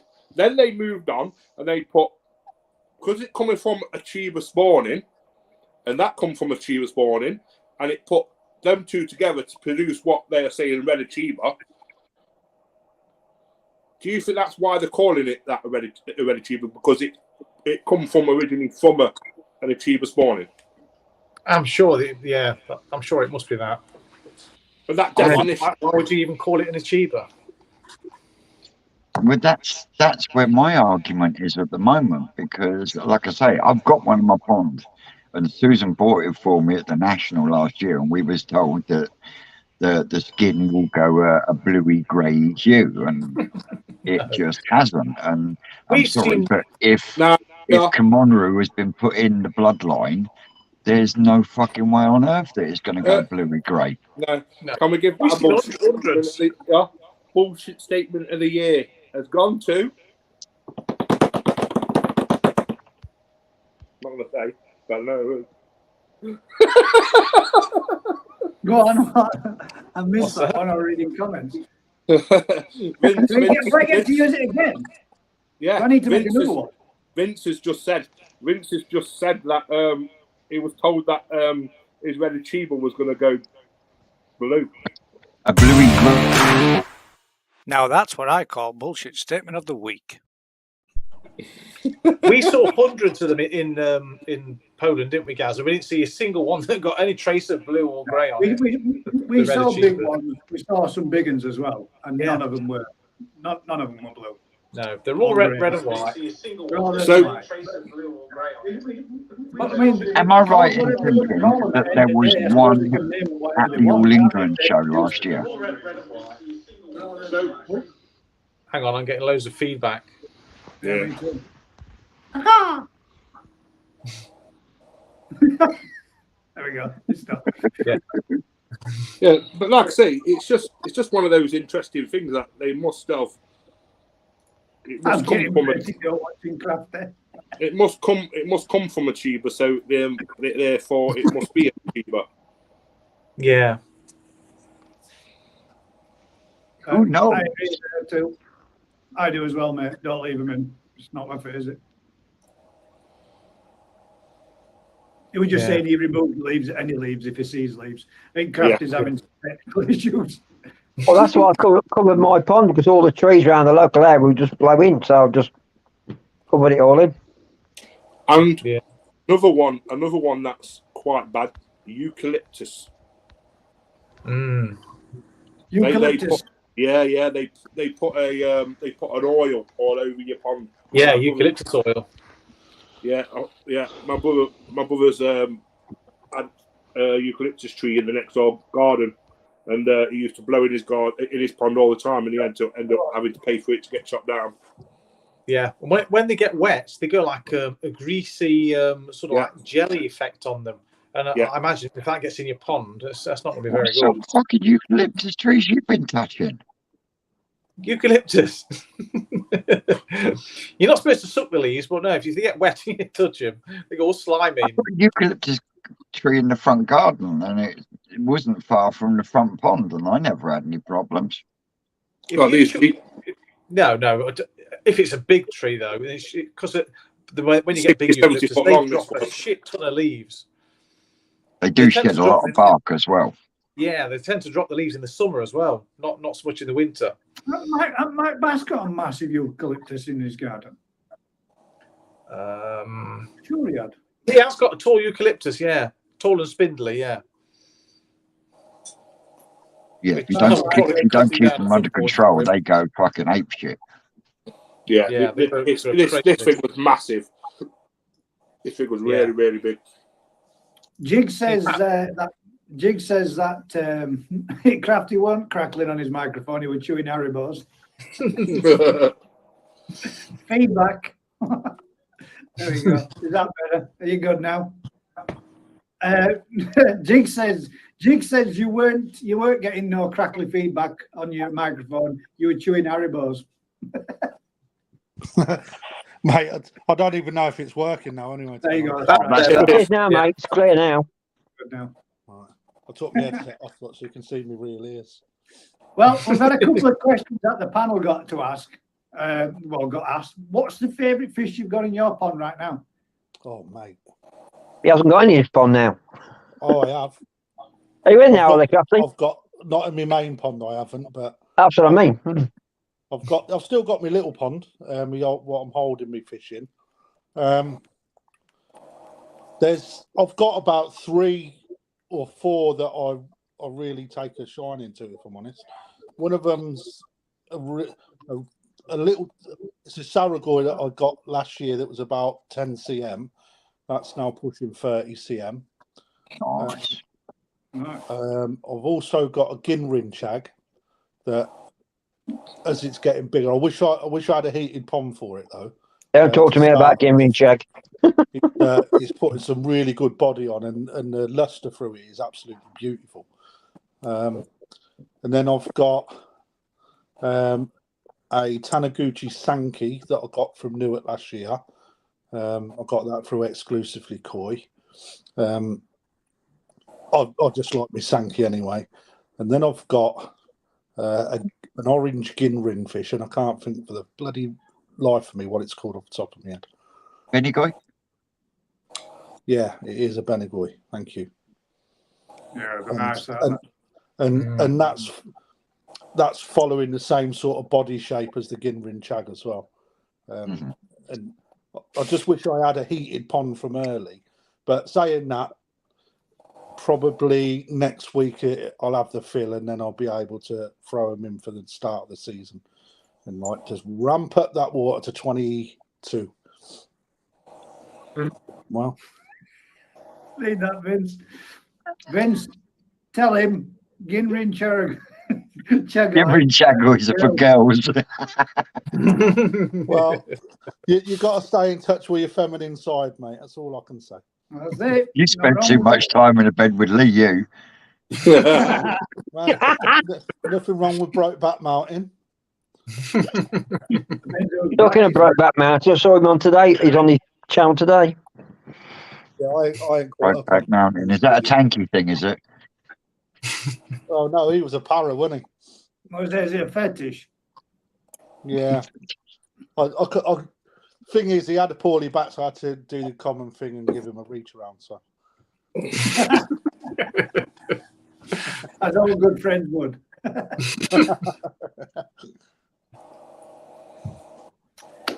Anybody else got any questions who I'd like to ask? Now we've got another member in. Did everybody else get anybody who'd like to ask any others? Yeah, what's the total up to at the moment? The total. oh God, I had a look earlier. I think it, from memory, 1,365. I think. Sweet. Gaz, give it a plug. Let's have a look. Let's double check. Or 1,335. It is £1,345 at present by 82 supporters, and we shall give it 100% a plug. Yeah, that's 262 raffle tickets, I think. There we go. For all that might be interested, that is the link there. I shall share. You've got to be in it to win it. That's it. I shall share the second screen so we can see what we're talking about. I'll tell you what.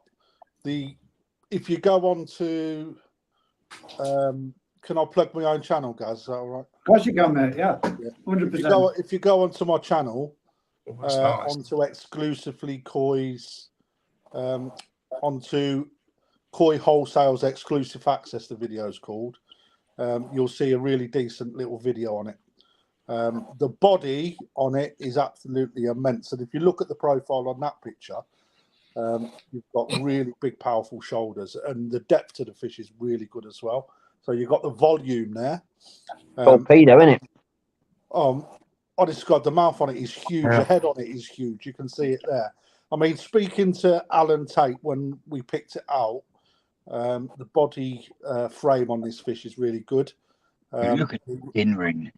And I was actually asking about for those people that wanted to show it as an example, if they was in that scene, it'd stand a good chance.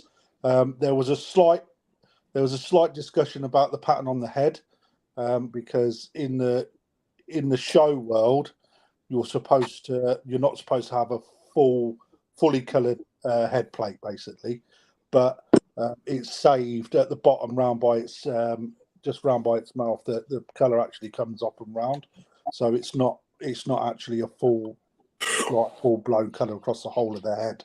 But honest to God, if I wish I could have it, it would definitely be the one in my pond that I like.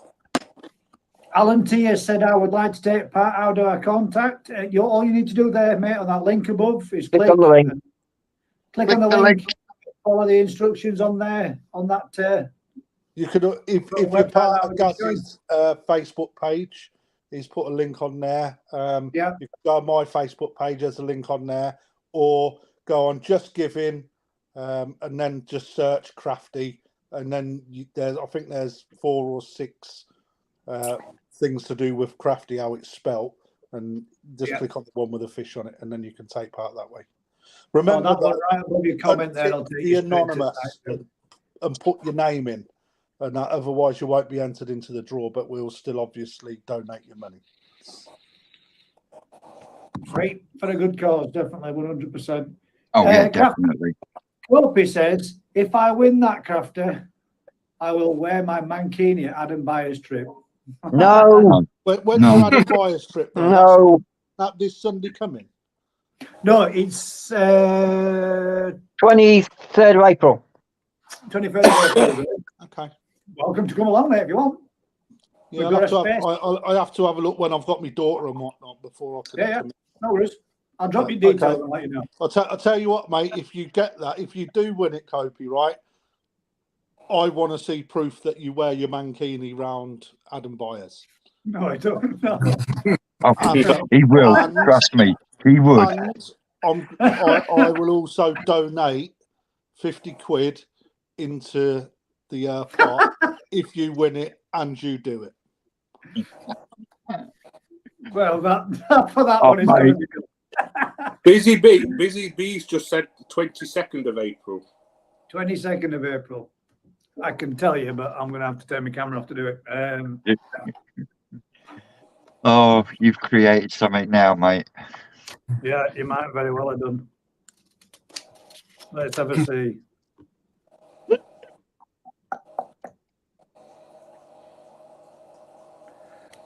Oh, and I haven't even got the date wrote down. Not on any of these. Can't get Sophie, no problem, Crafty.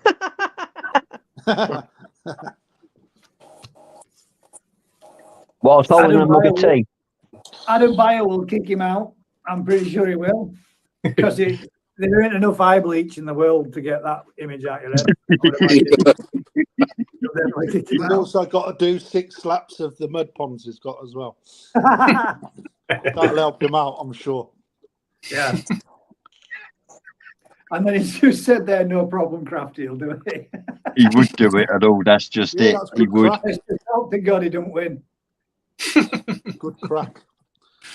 So, but where did you get your Danichi from, Gaz? It's from Wakefield Koi, but it's free Ricky. It's from Ricky, from Ricky's Koi Wholesale. Yeah. Nice. I've seen them fish, mate. Yeah, mate. He was just going for a selection when I was there on them. And I tell you what, mate, they're luminous. Yeah, they're beautiful. The pigment in them, so they're like radioactive, mate. Absolutely phenomenal pigment. Can't wait to get it. But I'm going to be moving a few on to make some space for a couple that I'm getting this year. But I'm giving them away to a subscriber, so because he lost a lot of his fish. So I'm going to give him I'm going to give him first choice of whatever he wants. If he wants them, he can have them. no charge. And then that gives me a bit more room for some fish that I want to put in the pond this year. And then obviously it'll give him a bit of something to get started again with everything that he lost. I'll swap you guys. No swaps, Dave. Sorry, mate. I mean, to be honest, that's really good to hear. Not because you're supporting someone, but the more you get into understanding the koi, right, the more you appreciate the quality that comes with the quality. Yeah, It's... And I'm kind of going with you, a little bit on the single colours, because really appreciating the body and the scalation on my chag, and it being just a straight single colour. But when we've looked through some of my pictures, as privately, like just having a look at them, I've got to admit that single colour chag is, I like it, and I appreciate it more. And I get where you're coming from with the single colours. I do think it's you need some in your pond. Distracted by patterns, isn't it? Yeah. But when you see the scalation, the food cream coming up on them, and you see that, it's something else. It's nice, and that nice gin ring that they've got over, or kin ring that they've got laying over top of it, makes them look something else. It looks really nice. I mean, I'll say that video you sent me of that bowl with them Benigoi, and they were fucking amazing. I think I've got it on. I mean, the thing is, it's like for me, single coloured fish, it breaks up the pond. But if you like Lee, that likes the Go Sankey range, if you've got a pond full of Go Sankey only, it looks lovely as well. I appreciate all the koi. My preference is a single colour. Right? Yeah. I enjoy like a real nice Deutsch that we was talking about earlier. So like what Vince said, when you get a bloody good Deutsch fish, you can really appreciate them. With the full linear scale, big apple. I like to call them apple slice scales. Yeah, loads of apple slices down, and then across the zipper down the whole of the spine. Right, you get a good quality one. They look fantastic as well. Yeah, but for me, if you had a like one or two shower in amongst those sort of fish, they don't stand out. Yeah. You see, but that's me. That's my own personal preference. That's how I am. But I must admit, the Easter shower that Ricky put up for auction, I don't know if on the last auction, I quite like that Sumi that just. The one Ricky didn't know was going up for auction. Say that again, Nick. The one Ricky didn't know was going up for auction, thanks to Chris. Yeah, that really got my eye on one actually. There's one in Perfect Aquatics that I quite like, but that's what I'm like, mate. It's like I see things, I fall in love with. My perfect pond would have one of each variety swimming around in there. So I've got all of them because I love them all, if I'm honest. But, 100 plus fish. Mate, I'd have them that's all. the fishing question. That's the one that I've got. Mate, I've seen them. They are amazing quality fish, mate. What's that, about 30 cm, is it? Or there's 20, what is it, 25 or 20? 25. No, it's 25 to 30 cm in there. Yeah. When that is 40 cm, you just wait to see what happens with the body on it. Oh yeah. Oh yeah. We've already had this discussion anyway. Yeah, we have, mate. Yeah. So that's the one that I've got being overwintered at present at Wakefield Koi. Awesome. And a couple of others as well, but I just clipped that one out again, just so. Awesome, mate. And they're certificated from Dainichi as well. Yeah, they are. Yeah. Yeah, I make my own. I make my own certificates for my fish. That's not me being a bit weird. What I do is when I get a fish, I photograph it, put it on my own cert, and then when I measure it up every year, I then write down what the size. Well, reference, don't you? But I also on the back of that, if it picks up any illness, I will also record what the illness is. so I can see if I've got something that just constantly is stressed out or Yeah, picks some of up that's gonna parasites all the time, and then I know it's like, you know, one of those pissing fish. that I problematic watch fish, all the maybe, time. or yeah. Yeah. Poor immune system. We've Yeah, got every pond gets one though. Oh, Simon I've says he's got got a TBR one. toy coming March, Ginrin Chagoy. Yeah, fair play to you, mate. Amanda Smith, now I've seen this. Amanda Smith says, I can't wait to get my Akamatsuba to come.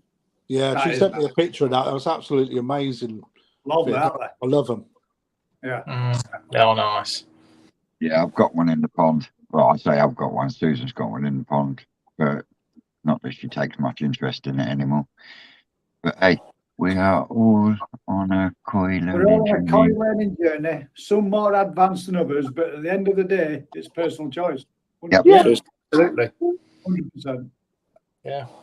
It is. I mean, this is something that I have conversations about with people. So you was mentioning someone that's got a couple of pressure filters, etc., in the pond. Yeah. Right? No one ever comes into koi keeping and then picks up a drum straight away with a Exactly. No. 5,000-gallon pond. It's a bit that You know. teaches the basics, isn't it? You learn as you progress through it, don't you? Yeah, mate, and that's where you get the bug. It's like I've had conversations with people in the BKKS, all right, about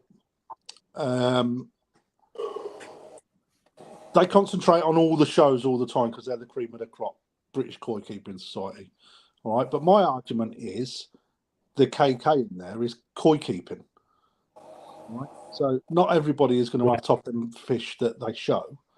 All right, so it shouldn't just be about the top end fish; it should be about the koi keeping aspect, Yeah, because 100%. it's the two Ks in the middle that makes the society. You know, so it's to me there should be more for British koi keepers to have access to X, Y, and Z, or more involvement in a club, which is when my veteran section gets up and running. It will be something that, you know, I want anybody to do with koi to be involved in it. You know. Yeah, Yeah. mate. And You know that. I may be looking to see if I can work into bringing like therapy with koi keeping through combat stress and things like 100%. That's one of the reasons why I'm kind of keeping them. Same as me. 100%, mate. I think it helps a lot, and I think it gives Oh, you they do. something that you can switch off to. There's no, I mean, personally for me, there's not better than on your weekend. You want a little bit of downtime to your filter shed, tinkering with your pond, doing a little bit of summer, and before you know it, 4 or 5 hours have passed. You've relaxed, you've chilled out, you've enjoyed your fish, and all's good. That's for me. That's what I do it for. That's Yeah. it. Me too. Koi calms, mate. Koi calms. It does. Yeah. Well, That saying where they say, keep calm, keep koi. Yeah. It's absolutely right. It's true. It is. It's true. Honestly, the only stressful thing with keeping koi is when things go a little bit wrong and trying to get things on top. But at the same time, it gives you something to concentrate on and takes your head out of all the shit that you don't want to be thinking about, if I'm honest. That's it. 100%, mate. Totally agree. And there's a lot of people out there that are doing it for that exactly that reason. 100%. And if you can bring those people together, and the flip side to it is the more people relax around each other, the more they can talk and discuss about what they've got going on with their lives, and they'll find very similar things within each other that they can share and talk and discuss about. And the koi side of things brings that community together, and that, mate, to me, 100% is what it's about. Yep. 100%. But the thing is that I don't want to get too like spiritually involved, but the human race likes to be sat nothing more than next to a lake or a river.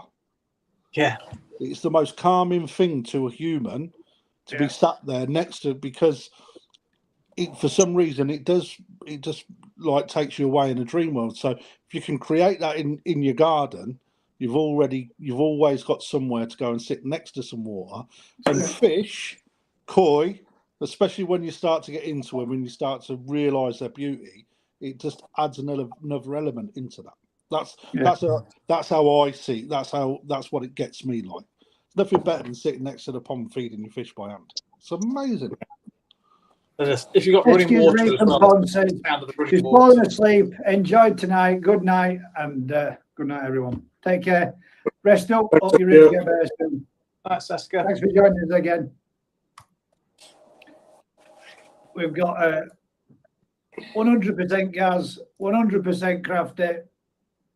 Jigs' Pond says the pond helps with my demons, but it don't half test it sometimes. Oh well, it's always worth it. Exactly that, Jigsy. Yeah, but there's different demons to deal with, isn't there?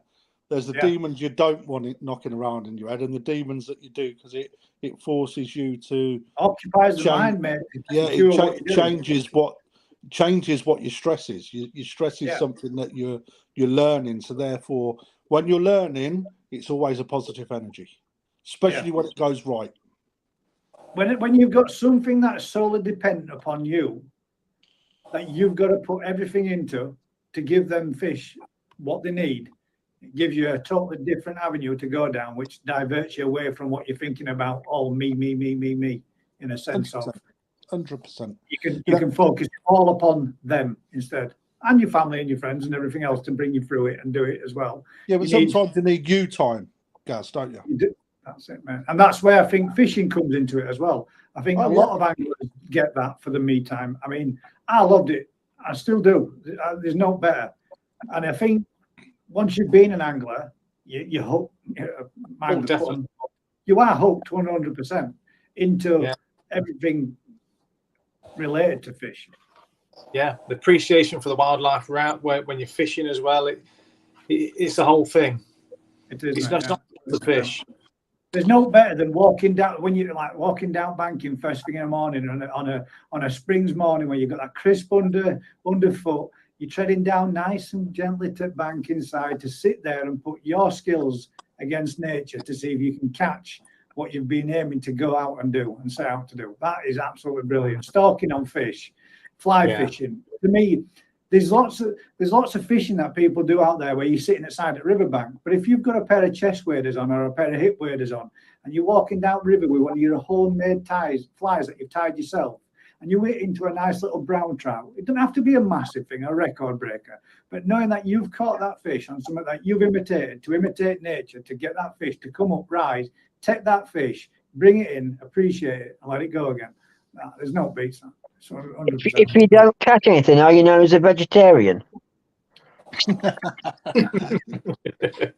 Well, if you don't, that's the beauty of fly fishing, though. Different to the bankside sitting. The beauty of fly fishing is I've gone and blanked many a time, but I've still had the amazing thing where I've been sat in a river knowing that there's grayling in there, and I've fished it, and I've cast up river, I've trotted it down and brought it across, I've tried different places, and you just think, right, just for a second now, I'm going to sit here and I'm going to tie a new fly on.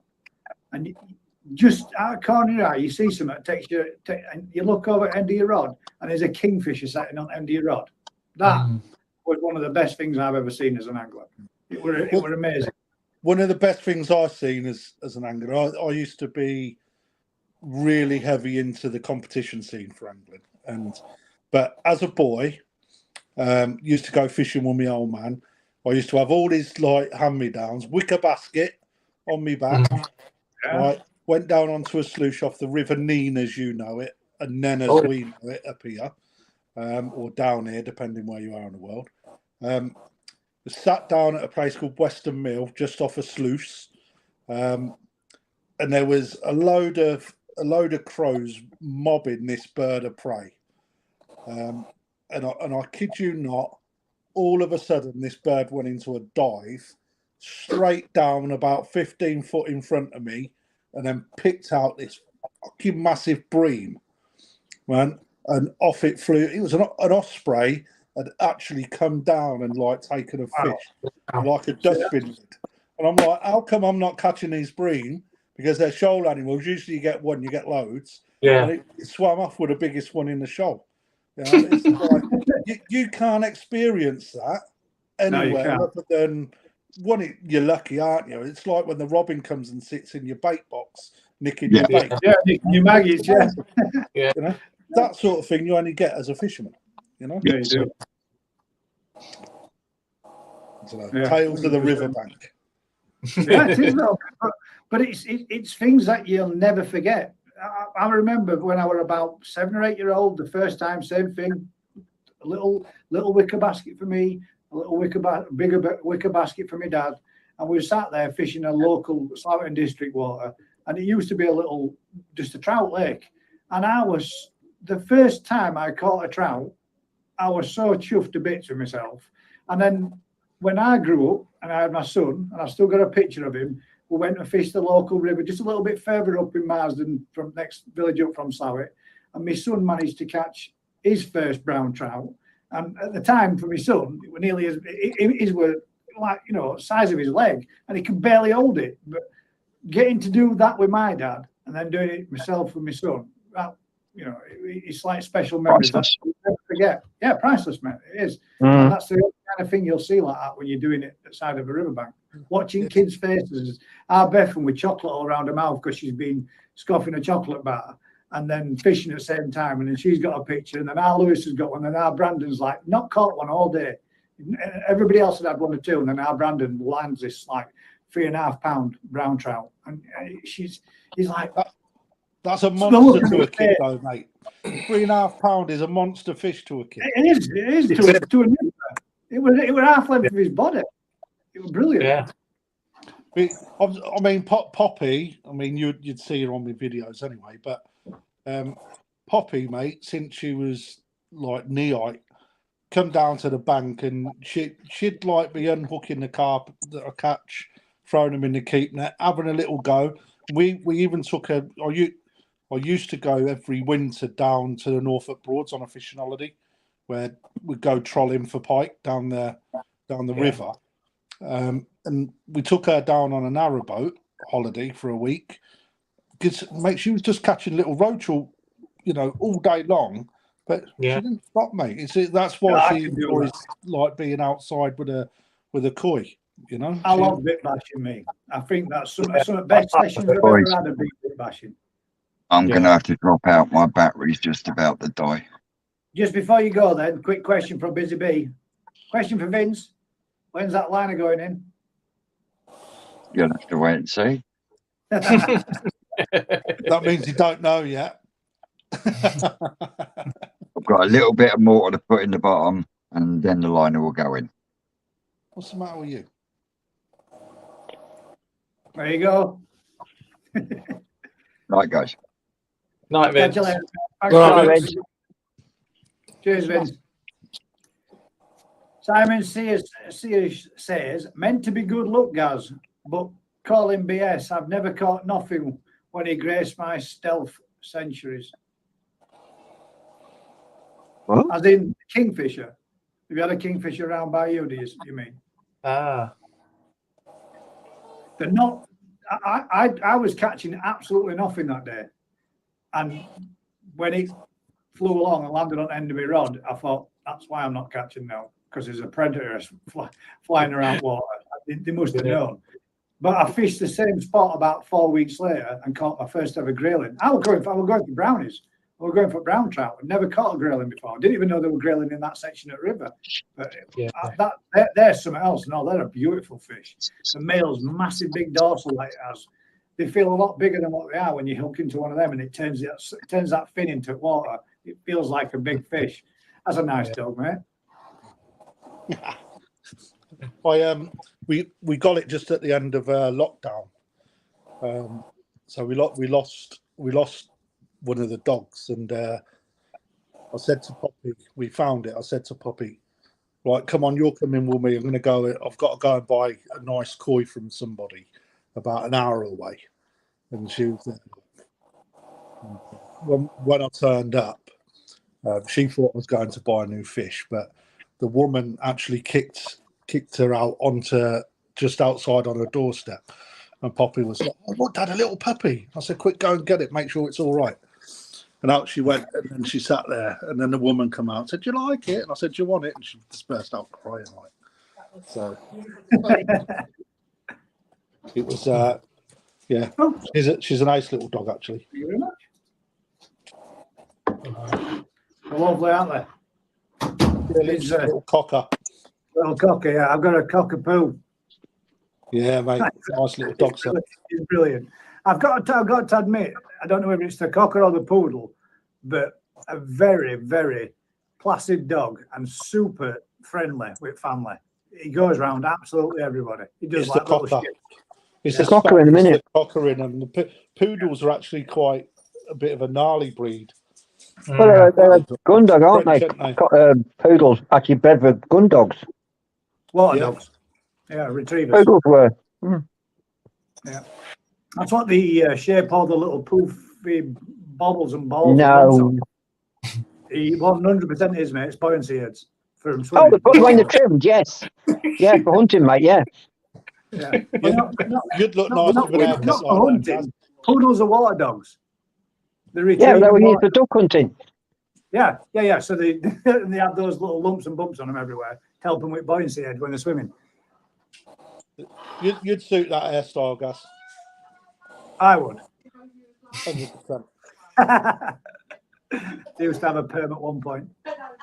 Many years We didn't want to know about that, thanks. Like Cope in his Mancini. Gaz in his perm. There we go. Another question from Mr. Tropical Koi. Which koi breeder is everyone's favourite? And for once, I'm going to do what Daz normally does. No, well, everybody knows mine anyway, so. I don't. Oh, Darniche, 100%. But do you own a lot of Darniche, Mike? Yeah? Not yet. Okay. I'd go with Danny, and I'll do it on one. I can actually say I actually own one now. So, yeah. I've got 2 matched away Kahakus. I definitely know who the breeder's from. So, yeah.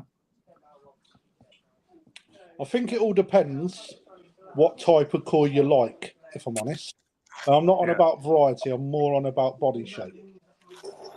Right? Because you've got the big, powerful body shapes such as Sakai, Issa, Dainichi, etc. But then you've got the more elegant varieties as well, such as Matsu, Hoshkin, etc. So, but it all depends also on the type of fish that you like. Okay, me, I quite like the Issa body shape, and the Sakai lineage as well. And that is because they're more affordable and accessible than what a Dainichi is. But if you're going to look at body, you've got to go with Dainichi because it's clearly the Ferrari in the koi world for that sort of thing. Yeah. But the thing is, I think it comes down to cost as well, though, doesn't it, at the end of the day? Yeah. Say that again, Nick, please. Well, it doesn't have to cost a fortune, does it? I mean, you look at those that we got. They didn't cost us the earth. No, they didn't. They didn't at all, to be fair. I was surprised. A lot cheaper than what I expected. God damn that. That was hot. I'm going to leave them to cool down for a bit. Well, she just cooked it, man. But again, they're Dainiche. I don't mean this in a nasty way because they're not crap koi. They're very nice koi, but they're crap koi for Dainiche. If you get what I mean. I'm not calling them crap because they're not crap. They're very nice fish. But Dainiche seen something in them to say, well, they aren't good enough to go on, so get rid. Okay, so let me give you an alternate way of thinking there, Mike. All right, you can see every koi that comes into the UK as crap koi from every breeder because they haven't kept them on. It's not the case, right? Remember this: when they go through their culling sessions, they are rejecting the shit there and then. The ones that they're keeping on are, they may not be the category that they want to keep as their own sets for parenting or showing, Exceptional but fish. they are still exceptional quality. Oh yeah, that's what I mean. But They've got to be though. Every breeder that does that, they've got to be, because it's their brand, it's their name, it's their business. They can't be just putting anything out to the public. No, I'm not saying that the crap fish. What I'm saying is the breeders have seen something to say, oh, they're not good enough to take them further for ourselves. But that doesn't always happen with the breeders. Their sole aim is to make the business survive. So they have to create spawn sets, right? There are ponds in Japan that I know, all right, are netted and they're not even picked. When I mean by not picked, they've gone through the culling process and the selections have gone through. Them fish are then grown onto the right size for tozai, and then they are sold at a premium as unpicked fish. So when retailers then buy them, they could do like what Ricky does, which is then grow them on, select the ones out, and you then get those fish that are potentially champions. You know, it's just a luck of the draw. They don't always select their koi because they have to make the money to invest back into their business. Right. So if you get a koi in this country that wins Grand Champion in a show, it wouldn't have a chance to win Grand Champion in Japan. Correct. So therefore, they're lesser quality compared to the Japanese. Okay, not at all. Yeah, but the price reflects in that, surely. Oh, yeah, of course it does. Of course it does. It's not just that. Okay, so let me give you a comparison. Right? Does that mean, right, that the dog that wins Crufts is the only a different quality in comparison to the Dalmatian, for instance, that you've got at home? Of course it does, 100%. But it doesn't change nothing. It is still a Dalmatian, and the champion Crufts is still a Dalmatian. They're still the same, right? You've still potentially got a really, really nice fish. It doesn't change nothing. The chances of winning the All Japan Koi Show Grand Champion is absolutely minimal. Oh, of course it is. Right? But so it doesn't mean to say they're crap fish, because over here, a GC is different. You're only ever showing there'll be fish in the UK. All right, there's fish in the UK that would beat the GC of the BKKS National Koi Show, which is the cream of the crop. Okay, in the UK. Yeah. Just in because they're not shown. It's not being showed. It's not shown, so therefore it can't hold a title. It doesn't mean to say there isn't better fish out there. It's just no. So your ethos then is that it's Japanese or nothing. For me, yes. Yeah.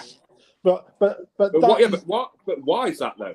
I was about to say the only reason for me on that is because it's the amount of time that's gone into breeding koi over the years that is in the genetics of those fish. All right, they're the experts. They're the ones that I want to support because that's where it originates from. And for me, that traditional aspect is what I also invest in. I like that.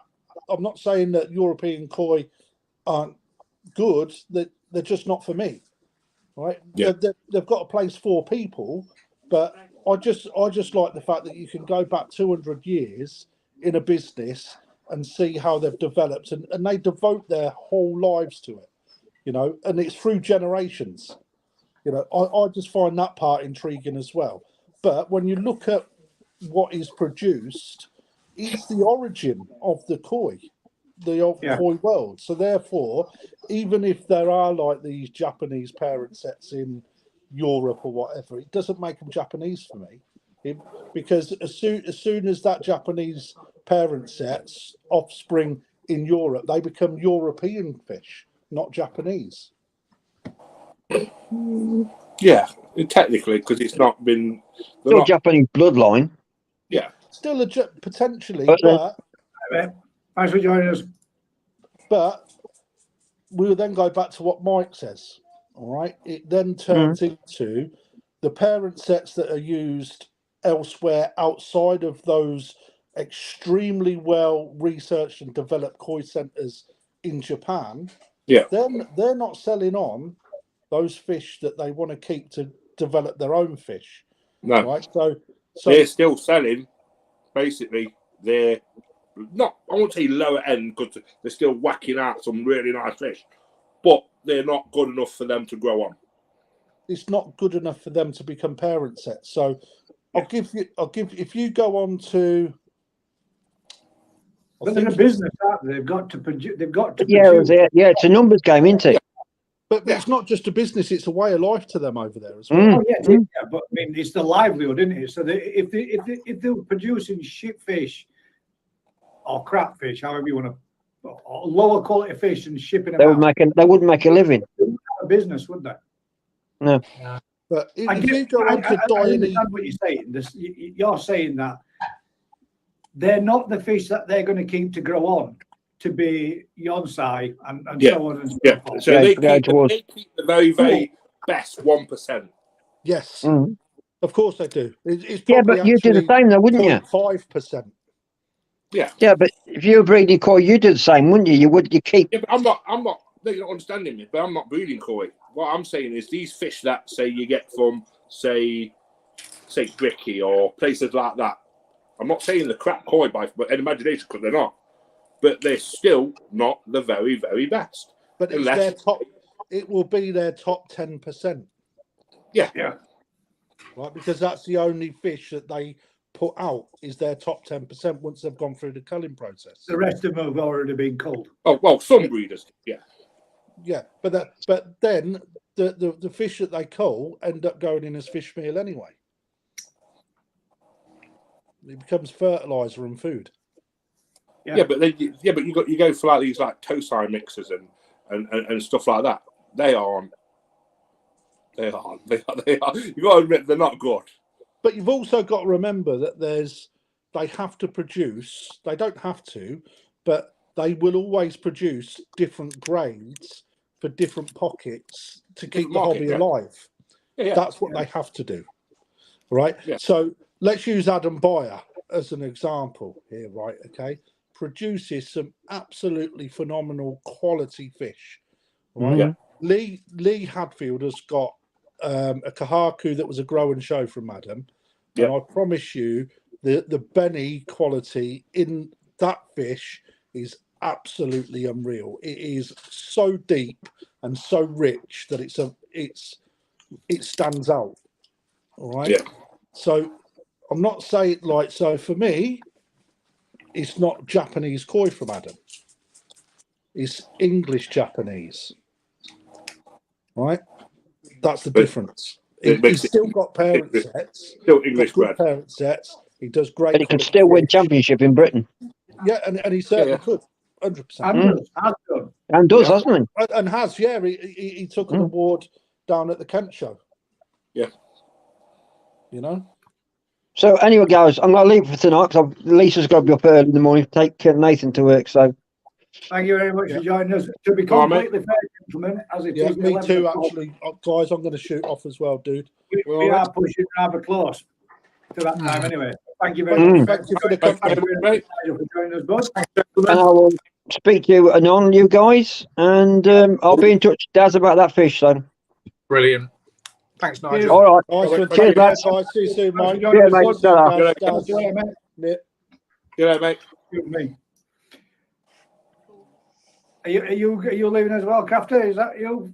Yeah, I am going to be wrapping up anyway. I'll touch with a few of the comments as well. We've got Busy Beer that says 100% Mick. Bubble and Fins that said it's it also must be something to do with how much space the breeder has. He can't keep them all, 100%. Yeah. Eden Coy said good night all. Thanks very much for joining us, mate. Catch you on the next one. Jigsy says, night Dave. Busy Bee sounds like snobbery to me, but as I said, it's personal choice, and it is 100%. Simon Shears says those 1% cost a few million, which is probably right, mate, as we've seen some of the exceptional fish that they have produced. Yeah. Usual thing, guys, if you could do us a huge favour, we're going to bring it to a close for this evening. Thanks, everybody. Thanks again for all the people that did me a super chat, because that was unreal. Thank you very much. I really appreciate it. Usual thing, guys, like, share, subscribe, tell a friend. And until next time, we'll catch you all on the next one. Keep smiling, guys, and we'll see you all soon. Take it easy. All. Thanks very much for joining us.